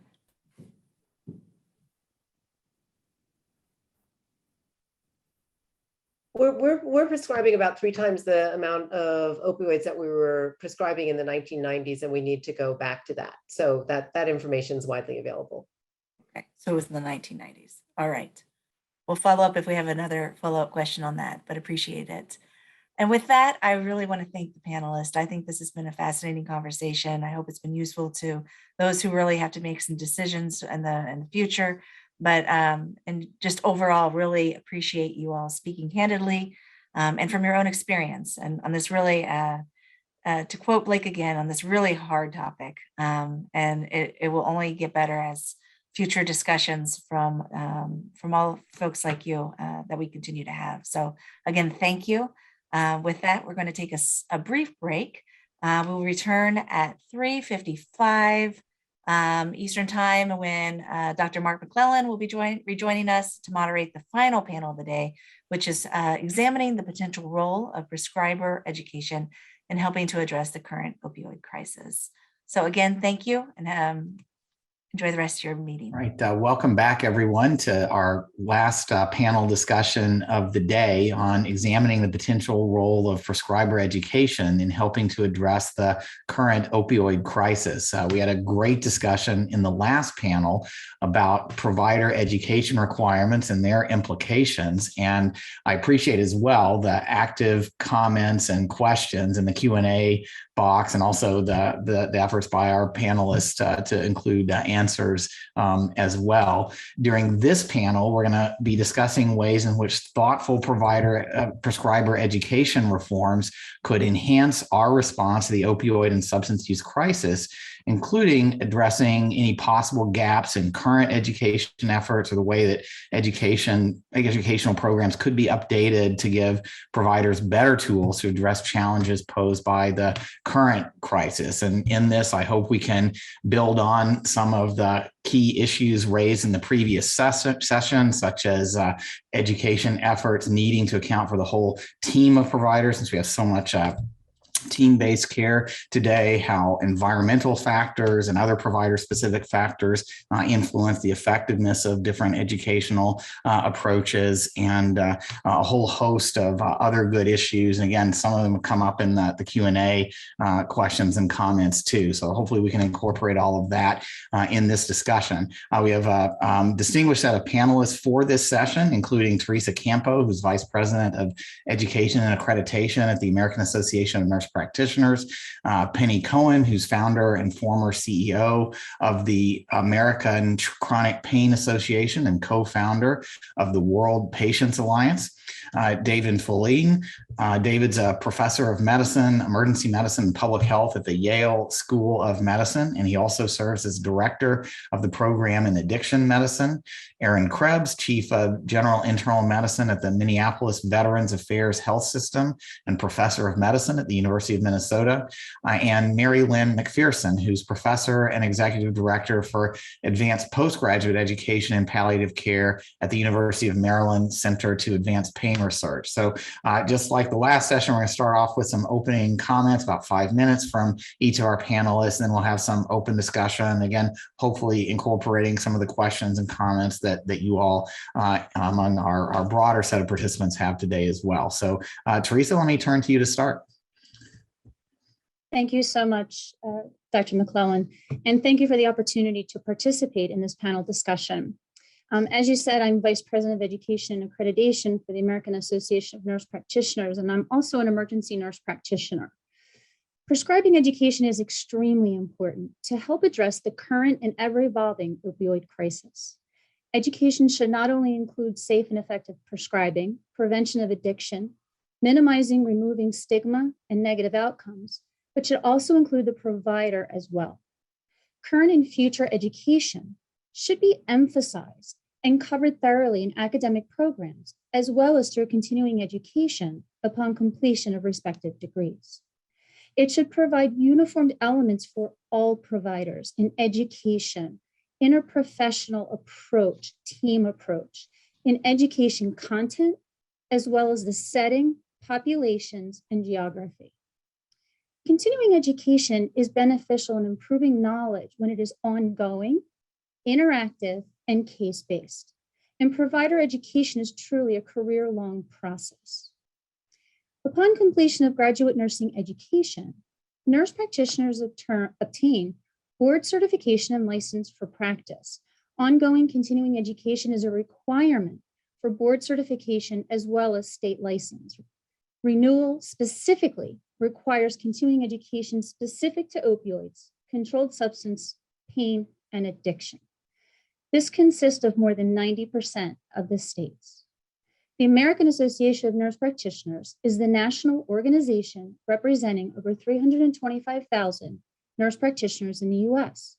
We offer continuing education through multi-formatted CE sessions, multimodal programs, as well as conferences. We also partner to provide opioid prescribing as well as MAT education to nurse practitioners and physician assistants. Our members share that the challenges they encounter are lack of resources and the ability to counsel patients, as well as approval of insurance payment for non-pharmacological pain modalities, such as physical therapy, massage, and meditation, and not education related to prescribing opioids specifically. Utilizing a combined approach to pain management, including pharmacologic, opioid, and non-opioid, and non-pharmacologic methods, all continuing prescriber education must always be unbiased. Mandates and requirements are not necessarily helpful in ensuring change in practice and prescribing, and may actually cause barriers and not enhance quality and safety. Prescriber educational programs should be consistent for all providers practicing in any state, should be easily adopted to a variety of clinical settings, and it must answer the questions of where are we with the crisis, how can we affect positive change, and how do we provide high quality care and safe prescribing, utilizing best practices to take into consideration effects of insurance companies and credentialing. I'm looking forward to our continued discussion with my colleagues and entertaining questions. Thank you so much. Great. Thank you very much for those opening comments for this session. And next, I'd like to turn to Penny Cohen. Thank you very much. Are my slides up? There they are. Okay. Next, yes. Next slide, please. Maybe. There we go. Okay. So I've been involved in pain management for over 40 years now. And I want to go back a little bit and look at how pain was managed back in the late 1970s. It was the integrative approach to pain management. What we're seeing, and then in the late 1980s, we sort of replaced that. We had all these multidisciplinary pain programs, which were absolutely wonderful and gave a balanced approach to pain management. In the late 80s, we saw the interventionalists come by and the payers stopped paying for that education or for the services of pain management programs. And so they replaced it and all the pain programs went out of favor. And this whole time, opioids were not the first line of defense in any of that. In fact, I know I went through a pain program in '79 at the Cleveland Clinic. And, their whole idea was if you took opioids and you had pain, you had two problems. You were going to be addicted and you're going to still have pain. Then in the late 1990s, we saw the opioids surface and all of a sudden, and it really confused me, why are they all of a sudden okay when for so long I believed that wasn't the first line of defense. Now what we're seeing back in the 20s, in the 2020, is that we sort of come full circle back into the integrative approach of pain management. And when I look at the REMS and on all the education that's happening so far, what we're seeing is it's not focusing on all of the components of pain management. It's only on prescribing and procedures. It's not focusing on the balanced approach and the combination of therapies that are necessary to really help a person live with pain. Next slide, please. And one of the reasons for that is that, first of all, beside the providers not having appropriate education, when they do have and see a patient, they don't have the time initially, and we're talking about like the very first visit of a person who may have been injured or have a disease, and most people go because of pain in the first place. And they don't have that kind of time to make a good assessment to know what procedure they should be doing. They don't know if, so they always prescribe. And I think that's been a big part of the problem is they don't have the time to do a complete assessment of what might be the best course of treatment for this individual. And then the payers, obviously, they're not being paid for their time. If they did take more time, they wouldn't be paid for their time. Next slide, please. So what we have to do is actually look at, and I'm speaking on behalf of people living with pain. And for the last 40 some years, I've been talking to people living with what I've done at the American Chronic Pain Association. And what I hear most often is, I want my life back. And when all we do is to give a person an opioid, that's not going to give them what they need. So we need to help them regain control of their life in spite of the chronic pain. And what that means is we need to help them improve their quality of life, increase their function, and reduce their sense of suffering. Next slide, please. And in order to do that, we have to look at what are the expectations, first of all, of the provider and even for that person with pain. And it is essentially, initially, it is always, let's get rid of the pain. Let's just get rid of the pain. But for so many people living with pain, that is not an option. There may always be some level of pain. So we really do have to teach them to learn to live with the pain. And we can't just tell them to learn to live with it. We have to teach them. If providers don't know how to do that, if all of the other organizations and healthcare providers don't know how to take an interactive part in that. And the thing you have to remember is that person with pain is really at the center of the treatment team. They have to be part of the team. They can't be a passive patient. They have to become an active participant. They need to focus on the balanced approach to pain management. They need that team approach. And we always talk about, and this is a good way that we've always explained to people, even family members, because what we know is they suffer just as much as the person with pain. They just don't feel the physical pain. Is we talk about them with the person is like a car with 4 flat tires. And everyone's expectation is all we need is that one pill. The problem is it only puts air in one of your tires. You still have 3 flat tires and you can't go anywhere. So the question is, what else do they need? And for every person, it's going to be different. It can be physical therapy. It can be nutritional guidance, maybe some counseling, maybe acupuncture, maybe a peer-led support group. When they get all those tires filled, it's up to that individual to maintain their car. You wouldn't take your car back to the dealer and say, wash my windshield or fill her up. That's our job. If something goes wrong with the car, then we take it in for a checkup. You see, it's a combination of therapies that get the person up and going, but the person with pain has to be at the center.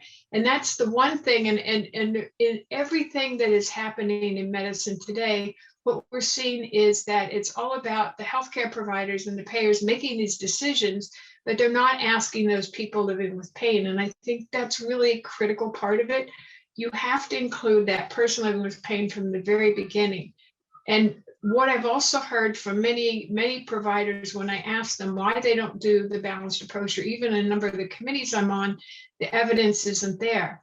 But the evidence isn't there because the payers aren't willing to pay. Even when they do research, they're doing it on maybe decreasing opioids and then one component of pain management, but they never combine all those therapies. And until we combine all of those and make that person with pain responsible, and the only way to do that is to take time and to have the whole team work. So it's not just about educating the physician or the prescriber, but the physical therapist, the pharmacist, the nurses, all of the people, they need to work together. And that's something I know that we're missing today. So I'll leave my comments right there. Thank you very much. Great. Thank you very much, Penny. Hopefully some issues we can come back to in the discussion. And next is David Feline. Thank you, Dr. McClellan, and I want to thank the Duke and the Margolis Center for inviting me.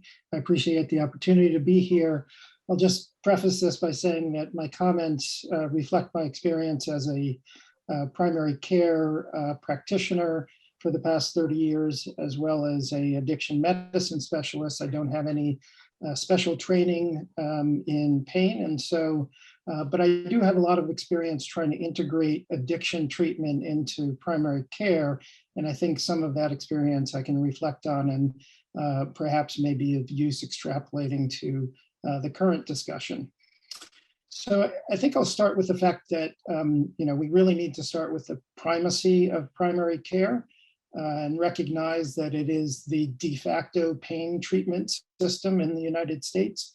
And so all solutions, as Penny Cowan was indicating, both opioid and non-opioid, cognitive behavioral therapy, other types of behavioral therapies for pain, need to be scaled and to involve, in particular, non-specialist primary care leaders.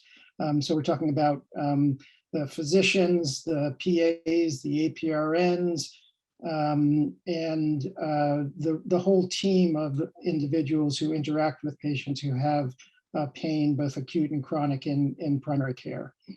I think the second point to recognize is that we're really discussing at some level remedial education, right?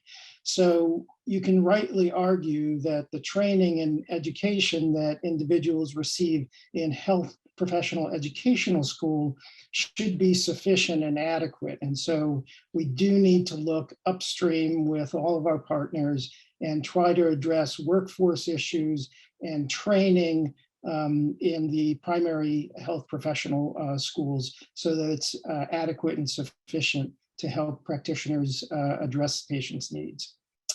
I think the third point is that we need to be sanguine and recognize the limitations of continuing medication and REMS, quite frankly, and avoid a focus on numbers, for instance, trained in 2 to 3 hour courses. The estimates are that it could take up to 30 hours of content per trainee. And so the relative impact of mandatory prescriber education needs to be really taken into consideration with respect to other efforts that we need to pursue to address the current situation with respect to opioids. And also sanguine and recognize that mandatory does not mean effective or high quality.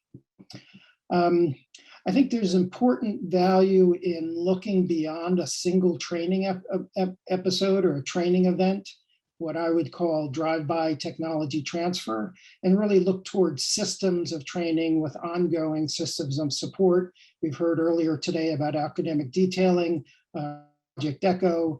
SAMHSA has funded the prescriber's clinical support system for individuals with opioid use disorder. And there are ongoing other efforts such as continuous quality improvement that can be part of a strategy to make sure patients are receiving high quality care. I would second the opinion that we need to consider combined government, medical society, and academia partnerships to develop training and support based on adult learning theory. And we need to develop strategies to evaluate the efficacy of these courses and only deploy those that are most efficacious. And in particular, given the ability of the substance that we're describing to create both physical dependence, we need to therefore consider an ongoing use and demand. There needs to be a firewall to protect against industry influence. I think there is value in combining overall training on opioids and pain with other controlled substances, as we heard earlier, rather than an exclusive focus on opioids. This would include long and short-acting opioids, benzodiazepines, and stimulants, and strategies to recognize, treat addiction, not just recognize and refer, but actually provide and initiate treatment in primary care. Again, our de facto system for mental health and substance use treatment in the US. I think there are probably scenarios under which we should consider competency-based prescribing for certain prescribing patterns, be they high volume, high doses, or specific combinations. And so that should be part of the discussion. And with that, I want to thank you and appreciate the opportunity to participate later. Thanks, David. I really appreciate everyone being concise with their comments. Next is Erin Krebs. Hello. I'm a primary care physician also, so I was gratified to hear those prior comments. Also a researcher with a focus on chronic pain. Importantly, I want to say that although I work for VA, I am not representing VA today. So these are my perspectives I'll be talking about. I'm going to start by telling you about a 60-year-old veteran who came to me requesting help to get off of opioids. He was taking 50 milligrams of oxycodone per day, which he started years ago for neck pain. His pain was persistent and moderately severe, but he felt it was manageable with his home exercise program and with topical analgesics. He was bothered by opioid side effects and worried about long-term risks of continuing on opioids. Unfortunately, when he had asked his previous primary care provider for help, that clinician said he wasn't comfortable tapering opioids, wasn't sure how to do it. and referred the patient to a pain clinic. He saw a pain specialist who said that he didn't prescribe opioids himself, but thought that Suboxone might help this patient and sent him to an addiction clinic. The addiction psychiatrist evaluated the patient and said he did not have opioid use disorder, so he couldn't help him either. Afterwards, the patient tried stopping oxycodone on his own several times, but each time he had intense anxiety and suicidal urges. He told me he had never felt like that before, only when he stopped the opioids. After I saw him, we set up regular telephone follow-up with a primary care clinical pharmacist, and the patient was able to taper off his oxycodone simply by decreasing 1 5-milligram pill at a time about every month or two. It took him about a year, and ultimately he was successful, and the taper was quite straightforward without any adverse effects. I told this story because I think the patient's experience says a lot about the current state of opioid education. Simply put, most clinicians are very familiar with how to start and escalate opioids, but they have no idea how to de-escalate or stop them, even when a patient is really desiring that. So as a starting point, I would suggest that all clinicians who prescribe opioids need to have a fundamental understanding of opioid tolerance, withdrawal, and dependence. I think these topics have been minimized in prior education, and many of us don't really appreciate the complexity that can occur. Clinicians need to know that opioid tolerance occurs rapidly and often substantially undermines any analgesic effects patients might have initially with opioid therapy. They also need to know that opioid withdrawal can be more than the classic acute withdrawal syndrome that resolves after a couple of days. It can be a prolonged state involving hypersensitivity to pain and hypersensitivity to negative emotions. Opioid dependence, defined by needing to continue opioids to avoid withdrawal, is distinct from addiction because it doesn't involve cravings and loss of control, but it's not necessarily a minor problem, as I think many of us were taught. For many patients, it is a problem that can persist for a long time and may be very challenging to manage. Of course, all clinicians who prescribe opioids need to understand how to recognize and address opioid use disorder in a patient-centered manner and know how to treat patients or get patients to evidence-based opioid use disorder treatment. I'm emphasizing fundamentals about tolerance, withdrawal, dependence, and tapering in these comments because I think these topics are relevant to all opioid prescribers. A more challenging gap to address is the need for training on how to develop collaborative and patient-centered treatment plans. This is especially important in primary care, and especially when the risks of continuing opioids outweigh the benefits, but patients are not ready to reduce their opioid use. Clinicians who work with patients like these, patients on long-term opioids, need to learn how to enact safe and collaborative opioid treatment plans, even when patients aren't asking for opioid tapering. These are a high-level kind of art of medicine skills, and I do think they're best taught in smaller interactive training sessions, which are obviously hard to incorporate into large-scale educational efforts. Finally, I would say that I do want to see pain education dramatically increased, but I'm just not sure that delivering pain education in the context of required opioid education is the best way to go. When training is billed as pain education, but includes substantial time for content that is related to starting, titrating, rotating, and monitoring opioids, honestly, it can just reinforce industry marketing messages that opioids are a central, essential component of management for common, acute, and chronic pain conditions.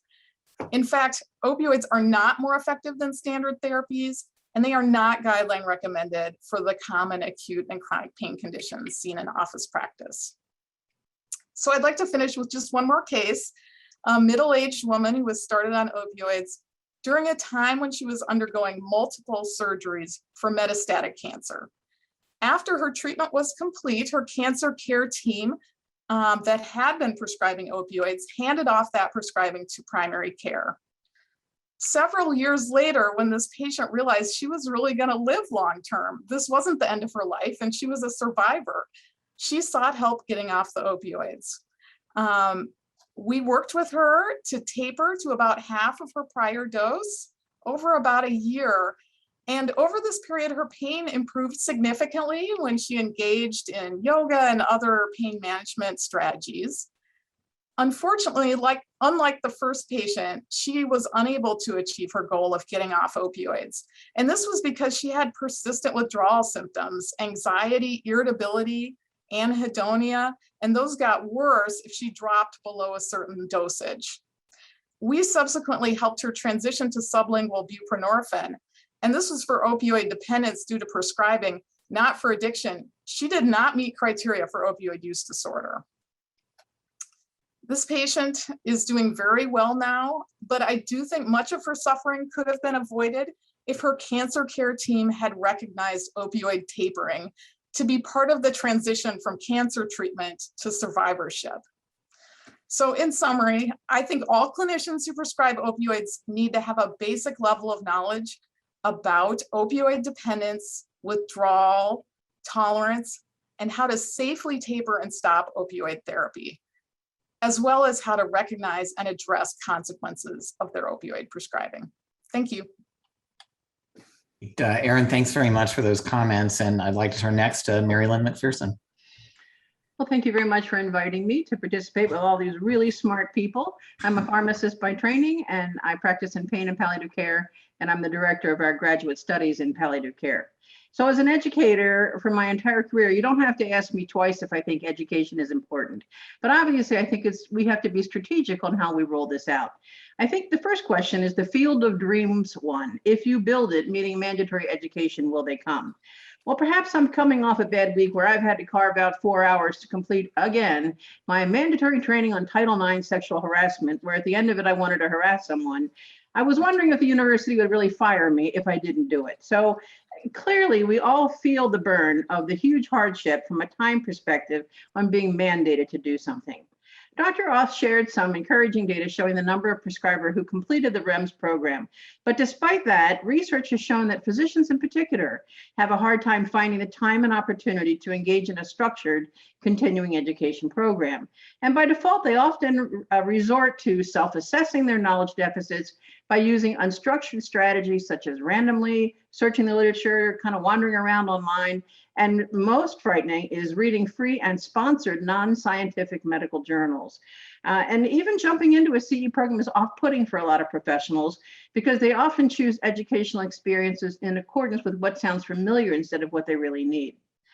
My concern is that providers are insanely busy, and if they are mandated to complete a program such as a REMS, if that's the only thing standing between the provider and an opioid for their patient, I worry this could have a chilling effect on opioid prescribing. And of course, the patient is the one who's going to pay the ultimate price, such as I think we saw when the CDC guidance came out. I know when those guidelines came out, my primary care practice physicians got together and said, that's it, we're an opioid-free practice. We're not going to do anything anymore. And obviously, switching tracks here, between the graying of America and the rise in prescription volume and the evolution of community pharmacists being licensed to give immunizations, and of course, Miss COVID rolling into town, to say that community pharmacists are busy would be the understatement of the year.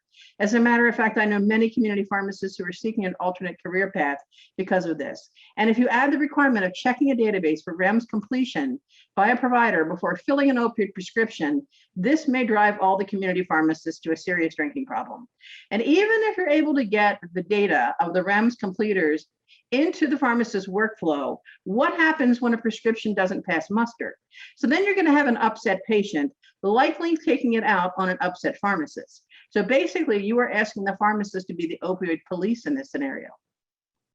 The second issue to consider, and many have addressed this already today, is whether an online, face-to-face, or a hybrid educational model, such as a typical REMS programs, does it make a difference?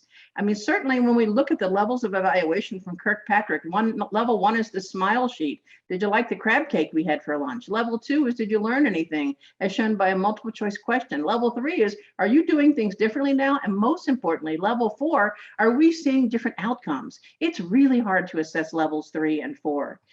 Their conclusion from a Cochrane review in 2009 was looking at CE meetings and workshops. Did they have an impact on professional practice and healthcare outcomes? Was that they had the potential to do so, but it was minimal and it was unlikely to be effective in changing complex behaviors.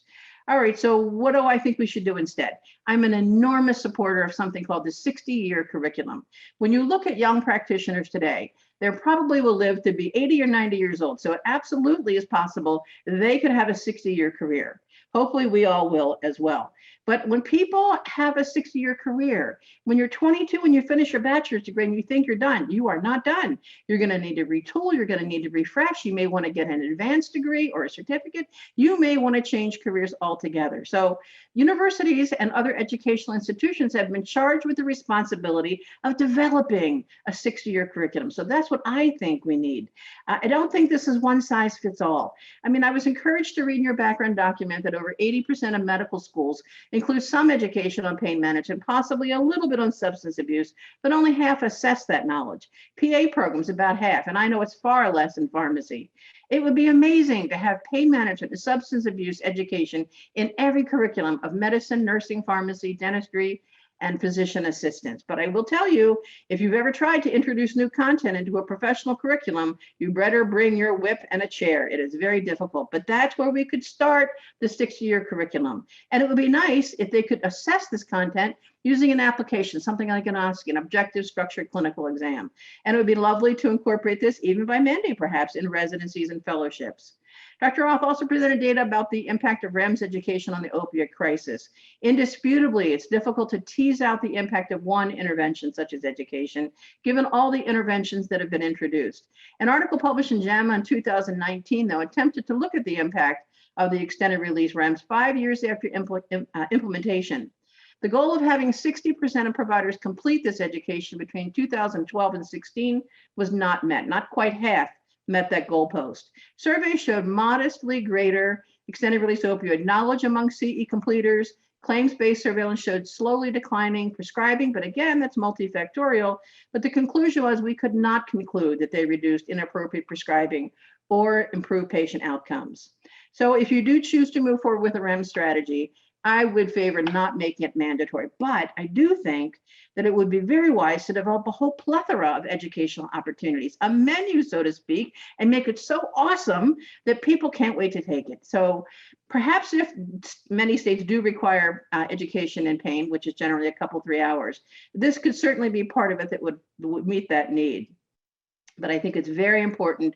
I'm an instructional designer, and I think it's important to follow the principles of adult learning, starting with the needs assessment. Now, Penny spoke about, how did the REMS get crafted and whose need was it really trying to address? And she argued it really wasn't the patient so much, it was other stakeholders that were in that loop. So I do think we need a very careful needs assessment of what needs to be done, identify the barriers to practice change. I think we need to incorporate non-educational interventions such as job aids that people can use right out of the gate. I do like an interprofessional focus, case-based approaches, very important. So in other words, I think you're going to need a whole cadre of really smart instructional designers. So in conclusion, I think education is critically important. And I do favor a 60-year curriculum approach with a menu of opportunities, following evidence-based instructional design theories to realize the field of dreams phenomenon. They will come. And I think it'll be awesome if we could make it electable so that people would complete the training and avoid a chilling effect on opiate prescribing, and to keep all the community pharmacists from losing their minds. Thank you. Thanks very much, Mary Lynn, and thanks all of you for some very provocative and informative opening comments. And Mary Lynn, you're kind of a new definition of continuing education there. I'd like to open up this discussion by asking you all to follow up a little bit on what you've heard about the evidence on effective education. One of the questions was, are we getting the data and evidence we need? We're trying to move forward on education programs here because this is so important in the midst of the opioid and substance abuse crisis, but it's a changing environment, and you all alluded to some of the not only gaps in education, but gaps in evidence to support it. So I'd like to ask any of you want to start, based on what you've heard, are there some additional areas where you'd like to point to clear gaps, and how can we fill those gaps through both programs and better evidence? Anybody want to start?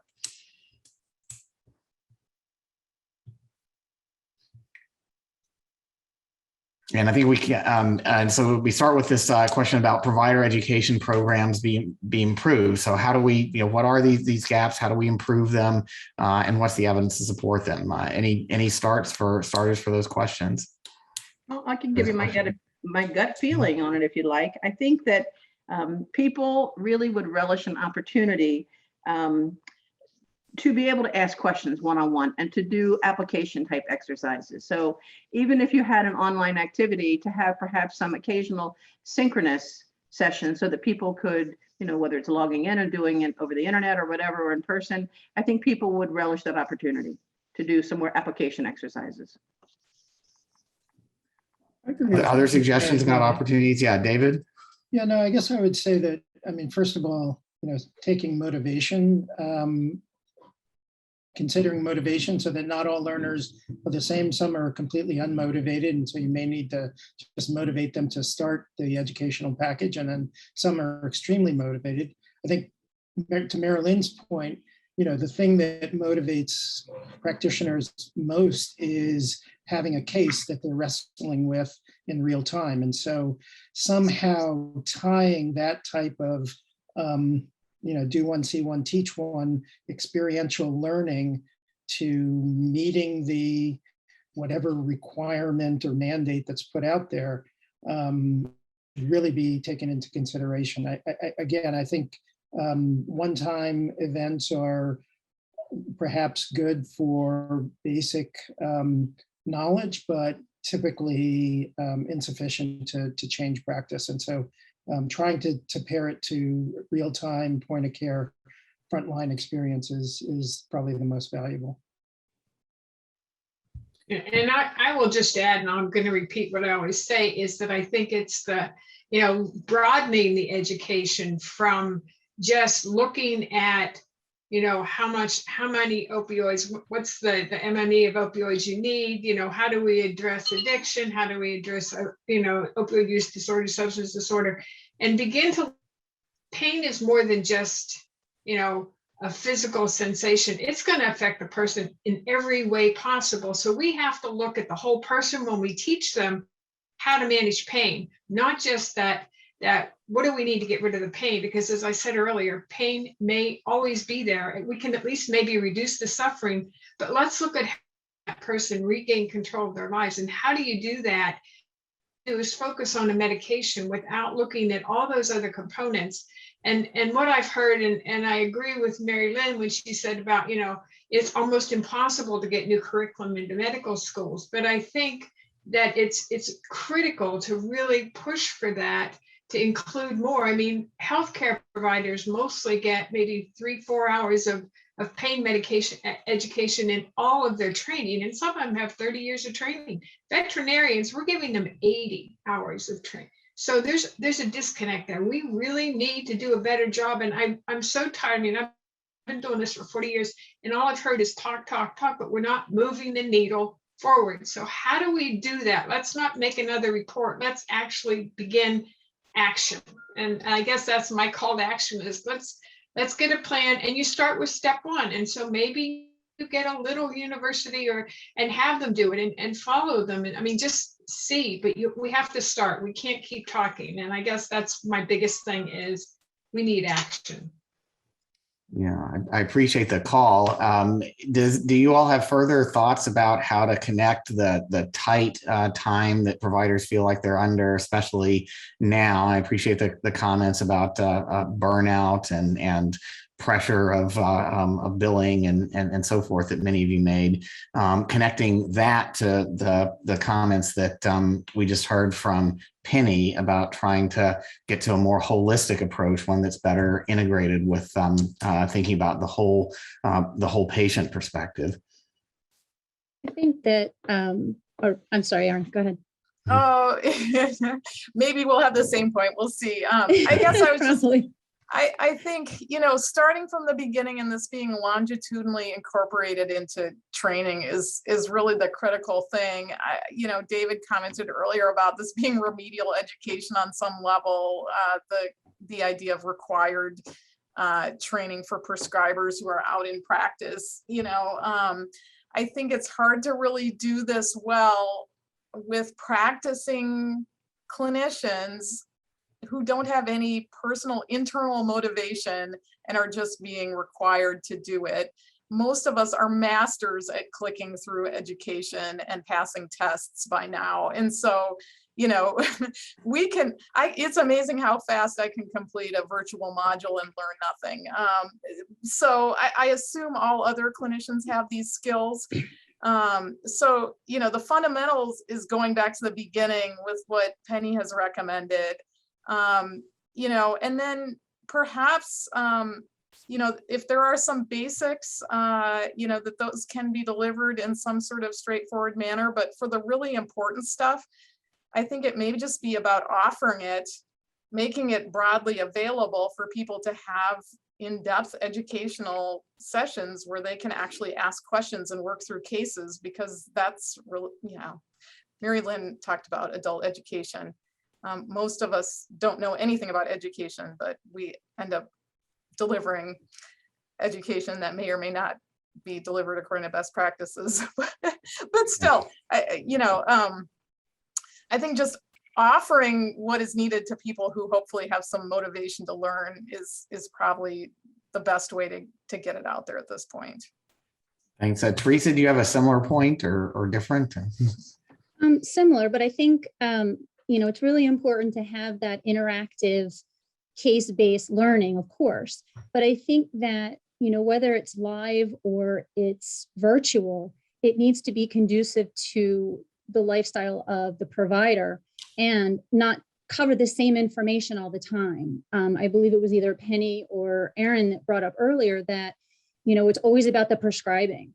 It's not about the other facets of caring for that patient. So we need to make sure that if we are, and when we are revising curriculum and revising continuing education, that we make sure we're covering all facets of caring for the patient with pain. Yeah, we had a question, just a related topic question coming in, I think from Steve Singer, maybe Education ACCME, on maybe thinking about a basic level of remedial, sort of the basics that people should know, but also an effort to help address translational challenges, as a commenter said, being taught and possessing practice guidelines, understanding those basic remedial features is not the same as the ability to effectively navigate the application of those in a complex environment to individual patients. And that's awfully hard seems to tailor a specific educational program for everyone to address. So maybe we just stick with this theme of if there's some basics that people should know, but also the importance of making this more meaningful to prescribers who are part of teams or who are taking care of individual patients and trying hard in a challenging environment to have a whole person focus. Any further thoughts building on this comment? I don't know if anyone has taken the time to develop a list of the untrustables for a primary care practitioner in pain management, but I would assume that Aaron and David would agree with me that primary care physicians cannot just throw up their hands and walk away and say, I don't want to do no stinking pain management, because we don't have enough pain specialists in the country to take care of this cohort of patients. So it would be nice, as you just suggested, to determine consensus-based guidelines on what are the untrustables in primary care for a provider.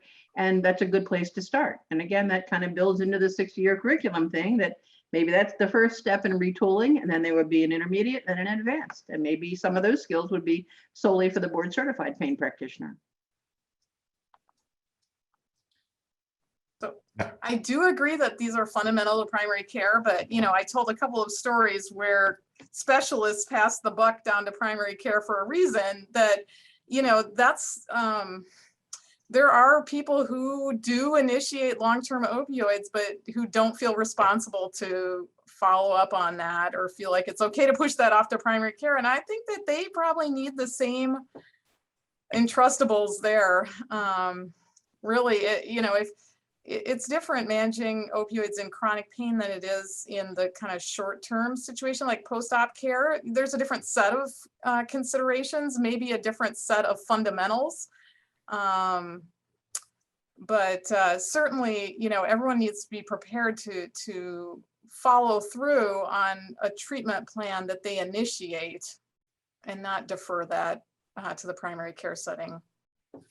Yeah, I would just add too, we're seeing some comments in the, like Kathy's in the chat about the National Academy of Medicine's opioid collaborative on gaps and trying to get to a competency framework that addresses this. There are a number of tools. I think Julie pointed out in the comments, talking about the HHS pain management best practices report, a lot of resources out there that encourage a systematic focus. So the resources are there. I think it's just connecting them to the schedules and the interests, as you all are saying, of some very busy practitioners that seems to be a challenge. So any further comments on this would be appreciated. I would like to go back to Penny. I mean, Penny started us off talking about the importance of pain management and going of integrated pain management and coming full circle. That's something that patients really want, but that we seem to be having trouble delivering. I'm not just talking about education. I'm talking about the whole integrated care approach that maybe parallels education. Any further thoughts to help us make progress here? I mean, I think one of the problems is that even when providers know that maybe you guys should do physical therapy first, they can't get an approval from the insurance company. So, I mean, unfortunately, the wrong people are practicing medicine. The payers are practicing medicine, and they're putting limits on what providers can act. And I guess I'm sure that's very frustrating for them.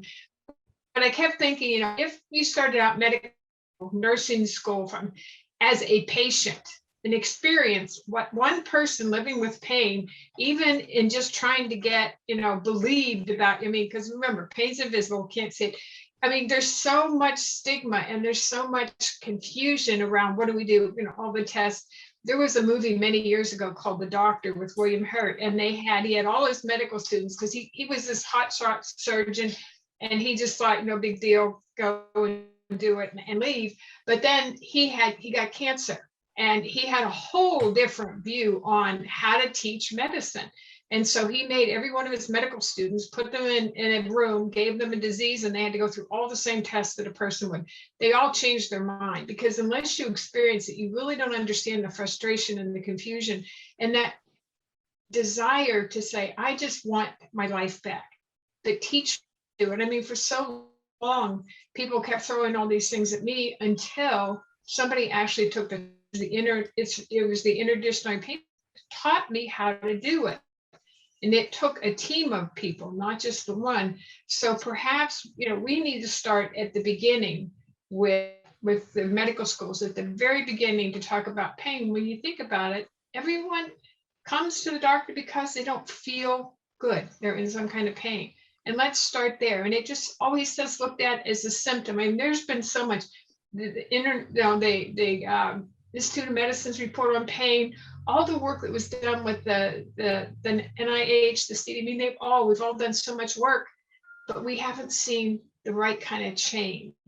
We still need that education back in the medical schools and the nursing schools. Been talking about it, but we need to do it. And unfortunately, I'm not in the role to be able to make that happen. But I think, if we made a loud enough noise, the squeaky wheel, let's maybe make a loud enough noise.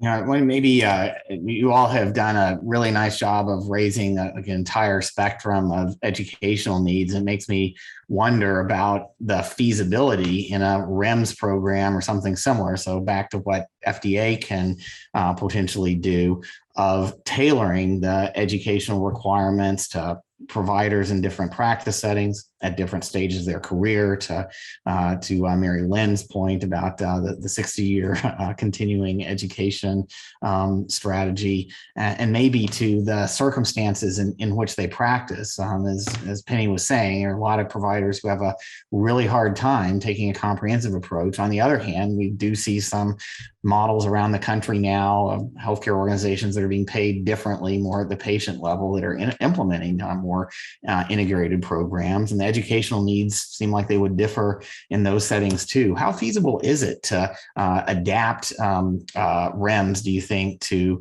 or other provider education steps that FDA could support to these very diverse circumstances for providers today?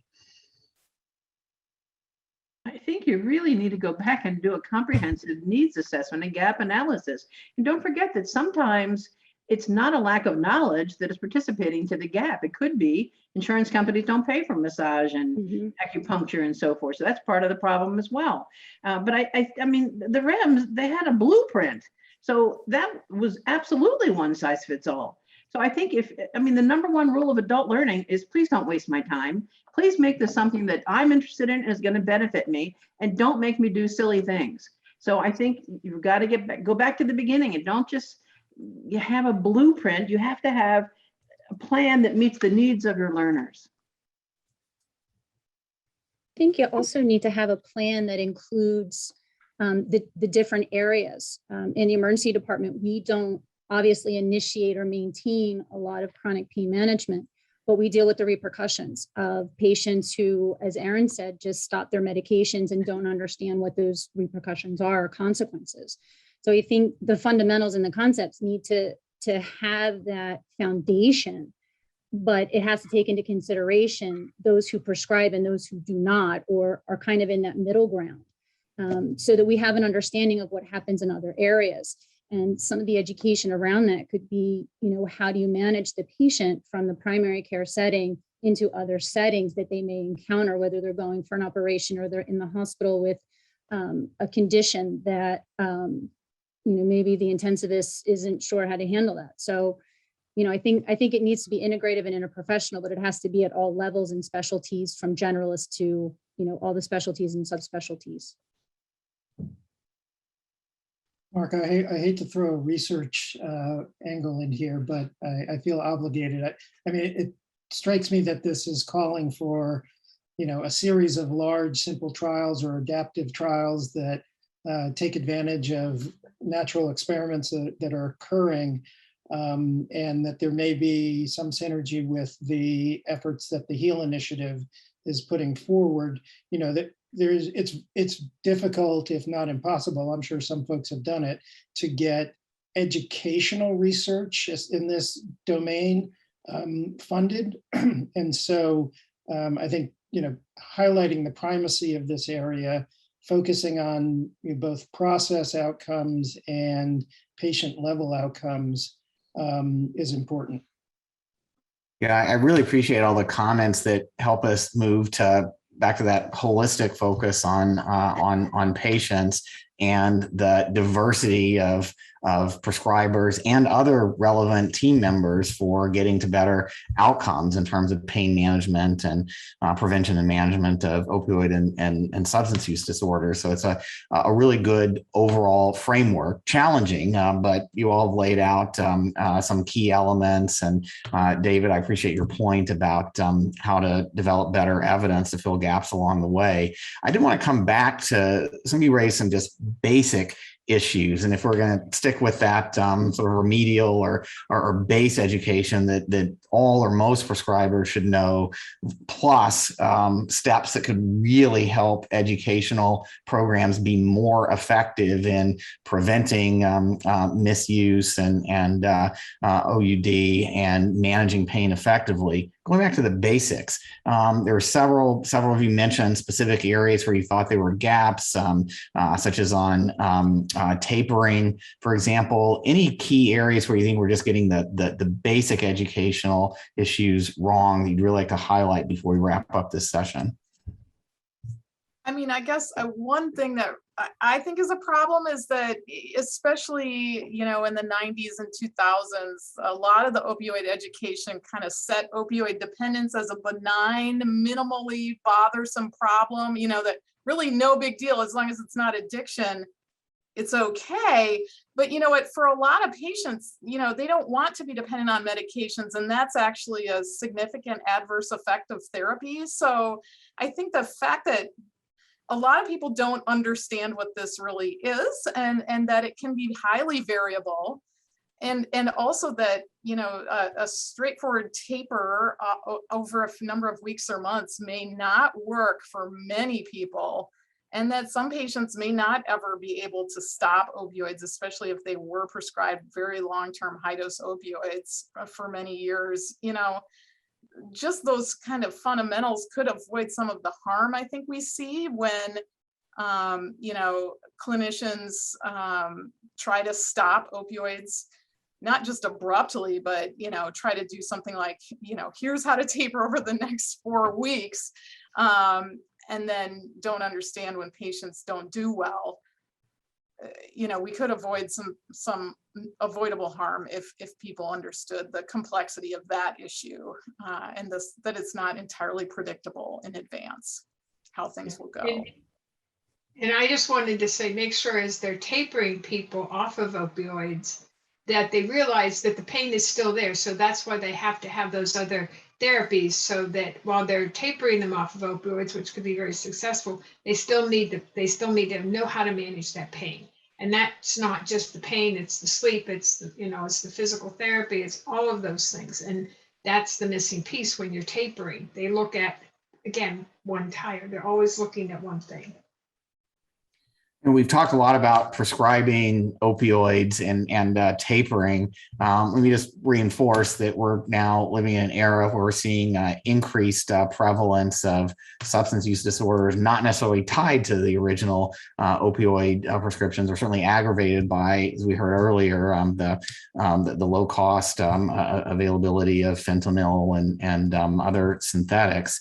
Any guidance on addressing substance use disorder education or polysubstance abuse education, where management, polysubstance use disorder management education, where we're seeing some of the biggest challenges today? I think part of that is you also have to educate the public on the dangers of those. And I think that's, we're missing that a lot. We're not educating the general public on, this is what you should know about pain and pain management and taking opioids long-term. I mean, I think that it's not, like I said, it's not just about the providers, it's the person living with pain and their family members, and we need to educate them as well. We have done a lot of that outreach. We've even put PSAs about not sharing, you know, not disposing of your medications properly as a PSA in a movie theater, just to get good results. We did exit surveys. We got 80% recall on those videos that we did. It's still on the American Chronic Pain website. It's a wonderful video. And I think that's, we need to not just look at one piece, but we have to look at the whole piece. And it's about society, a broad society, and even education in high schools for kids, because that's where we're seeing a lot of them starting. So I think that's also important. And there's a lot to do. We only have a few minutes left. Sorry, go ahead. Oh, I would just say that, you know, I think to your point, the basics, as I think Erin highlighted, is really just the difference between physical dependence and addiction. I would posit that most practitioners and prescribers are not terribly savvy with that distinction. I think there's often a confusion about the difference between an addictive disorder and other mental health or personality traits that patients may exhibit. And so it's helping folks dissect at some level the complexity of the elements that are taking place. As Penny mentioned, the issues of sleep and are profound in this patient population, and just separating that out from depression, from stresses, from other issues is really key. And so it's giving them the tools to take what seems like a simple complaint and dissect it into its components and develop targeted strategies to address each of those components. Thank you. Go ahead. Sorry. Please go ahead. I absolutely agree. And likewise, I think, developing a differential diagnosis for things like an unexpected drug screen result or an unexpected prescription drug monitoring report. Everyone now knows about requirements to do those things, but I do not believe that many clinicians really understand how to interpret their findings. That is an initial symptom or sign. How do you interpret it? How do you evaluate it? And how do you act upon it? And importantly, you can't just discharge a patient for something like a single test result that is unanticipated. You need to follow through with an assessment and treatment plan. Great. Well, thanks. We are just about out of time. I just want to see there were a few more questions in the Q&A that we didn't get to. I really appreciate everybody taking the time on the panel to help answer those, in addition to having a very wide-ranging and lively dialogue here. Any final quick comments that you all would like to make? Want to be sure to get out there as we're thinking about ways to improve the provider education programs and help make sure they have a bigger impact on the evolving challenges that we're facing around opioids and substance use disorder. Well, thank you all for a terrific discussion on some challenging issues. We are not done with these topics. As you know, we're going to be back tomorrow for a second day. We heard a lot of challenging topics today and a lot of good ideas that we hope we can build on. For example, detailed discussions of the ways in which the opioid and substance use crises have evolved, including the increasing prevalence of polysubstance abuse, the range of policy interventions that we've seen at different levels of government, and some of the impacts and growing evidence on what works and what doesn't on influencing prescriber behavior. There's still a whole lot of gaps there that you all have pointed out. And of course, a lot of discussion about the FDA's work on REMS to date and where those programs might go from here, including concerns about moving to requirements, but also some good ideas about both basic areas where these REMS programs could focus and potential ways in which they could be extended using some of the new opportunities, new technologies for education, continuing education, to tailor them maybe more effectively to the needs and goals of providers in different settings. Our panels also helped us get a more comprehensive picture of the range of educational efforts that are out there already to try to address these problems that we can potentially build on for future efforts, and really appreciate the emphasis on trying to personalize educational needs, to connect with providers, such as giving them a chance to ask questions or having some live dialogue, and to make those education programs fit within the diverse context in which different providers are practicing and prescribing. We need to find ways to do this efficiently given the tight limits on providers' time. But fortunately, there are some good emerging approaches for addressing these challenges. And as David and others emphasized on the last panel, some ways to perhaps learn in a real world setting which of these approaches to education are working or not. So lots to build on, and we certainly haven't resolved all these issues, but thanks to the discussions and presentations today, a lot of foundation to build on. We're going to come back to all of this tomorrow.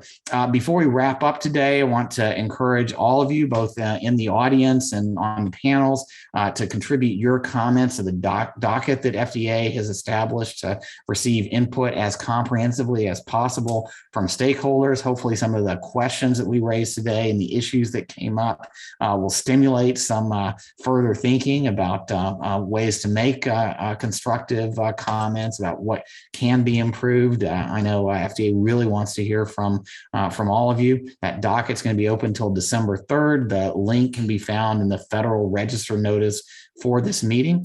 So that wraps us up for today. We're going to be starting at 1 o'clock tomorrow. We'll have two more expert expert panels discussing the potential benefits and downsides of mandatory education through a REMS. So we had some comments leading into that discussion already today. And then a very important panel as well on the future of the opioid analgesic REMS. We're going to wrap up a little bit earlier, starting at 1, wrapping up at 4 o'clock tomorrow. So we hope to see you all back then. For now, again, I'd like to thank all of our speakers and panelists today, all of you who contributed thoughtful questions and comments in the Q&A, everybody who attended to help us deal effectively with these very important issues. For now, have a good rest of the day and hope to see you tomorrow.